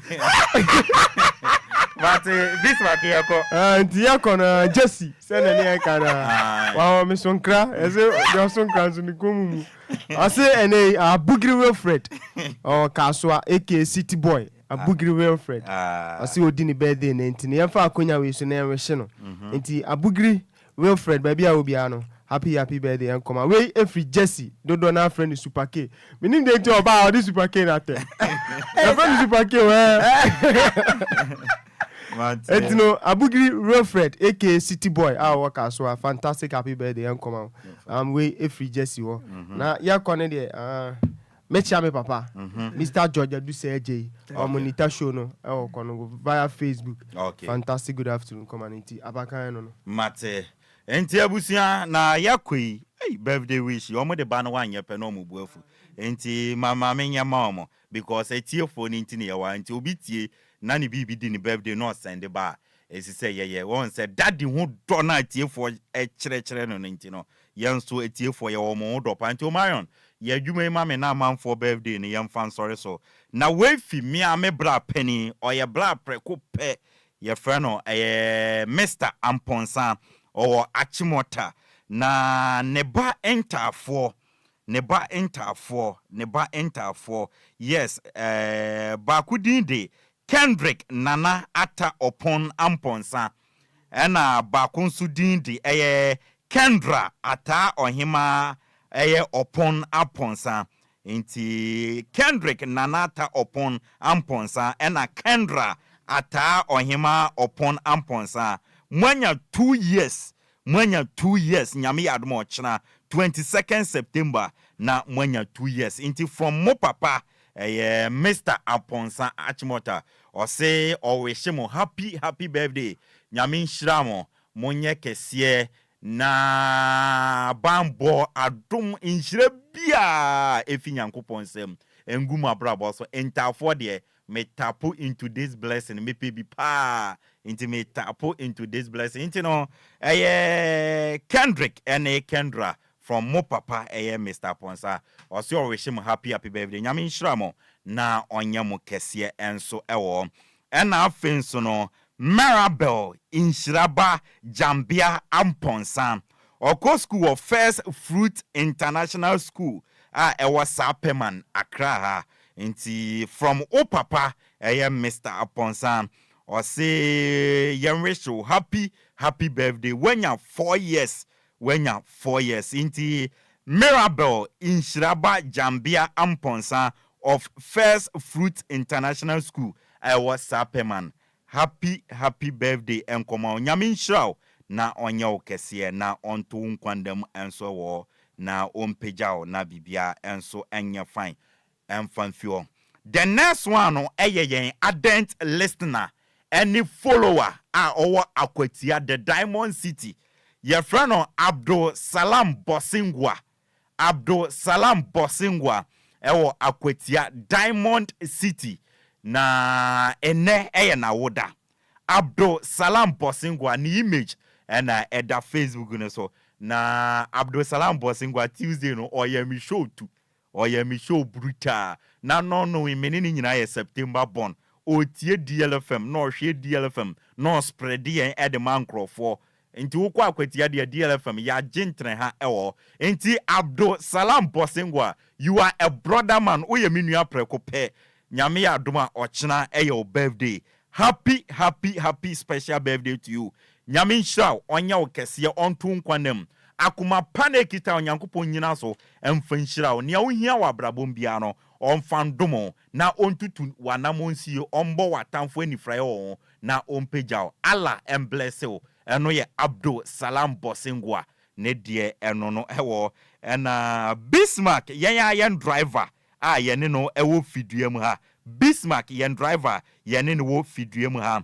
Or say from Mary Maronzi to you, Rich Love. Or say happy birthday to you. And there all Rich Love wawoda. Na Bismarck ene wadanfo Mary Maronzi almost show. Happy birthday, Rich Love. Na Bismarck ene Mary Maronzi say nyame nhyira onya okese na onto nkwanem na ontutu na monsie na bibia enso enye fine emfama. The last one yes sorry so no efi yen anti ba kope anti Esther o wanyasia ono no tompaboa wo DLFM abro sign ase ha no anti Esther or say to Auntie Joyce oye ne customer and your birthday nti Auntie Esther to you Auntie Joyce also appreciate you so much said the bia oba ne nchen beton paboa ne ade beton tare also oye ne customer osom ne buye pa nti osi nyame nhyira odo uye pa nti from Auntie Esther to you Auntie Joyce osi odo or appreciate you so much osi nyankopon nhyira na wa wodai onye no foforo onye no soronko ewo wabrabom nti happy birthday to you Auntie Joyce from Auntie Esther ye birthday wish no ya ye ni nyina wie nti ya sore so me bra penny Mr. Kofi Ayenu o ayensu ano so wate utie mi chiao wife sister Mary mi chiao ma kwadwo ene kwasi nkola no mi chiao mu nyina eno wo me Mrs. Hannah Ayenu utie show no live from soon ma mi chiao ene ewie nyankopon hyirao no nkoso ama wa hoden ene nkwatenten na koso afa guide na fa boyen chidom ebusia sira kese ye DJ Omarion dia ono hihye dwumedie kama ema yede bai ebonye chidom oti wofa Mr. Mohammed Alasan former national NCC organizer for Hustle Folk oti nenka Bismarck edu se oti nenka Jesse enso bonye chidom mi di dwumedie ho chiame edi ameje so no ayensu ano de hye Apakan GH the Blessed King DJ Omarion ebebo nyom saa akoko sise no nine bebo no nine bo a me sister Penny nana adwa silky obeba no de ankwano no e de aba beto amoso akosise nonsia bo ka bo a Omarion besa aba bebo mo nyom saa ebo no twe a obofo oba wiase na wiase be ni denti no wankọ suru biem no eyo obofo Angel Michael or the amansan sunu beba from no twi to nodo into DLFM the menu radio no Koswatien ya kro bibia ya de daddy Lumba nyomwe na ya di jamo koswa to ticket no na 29th ye be shia *713 *33526# na nyame adoma next week Sunday yen shia nyankopon kan ye tiefo no hwe mu nyina so ya da mu nyina se 49 nana meda wase mi chia ye pa ebusia ya kro bibia ya mfa daddy nyomwe emfa nsore so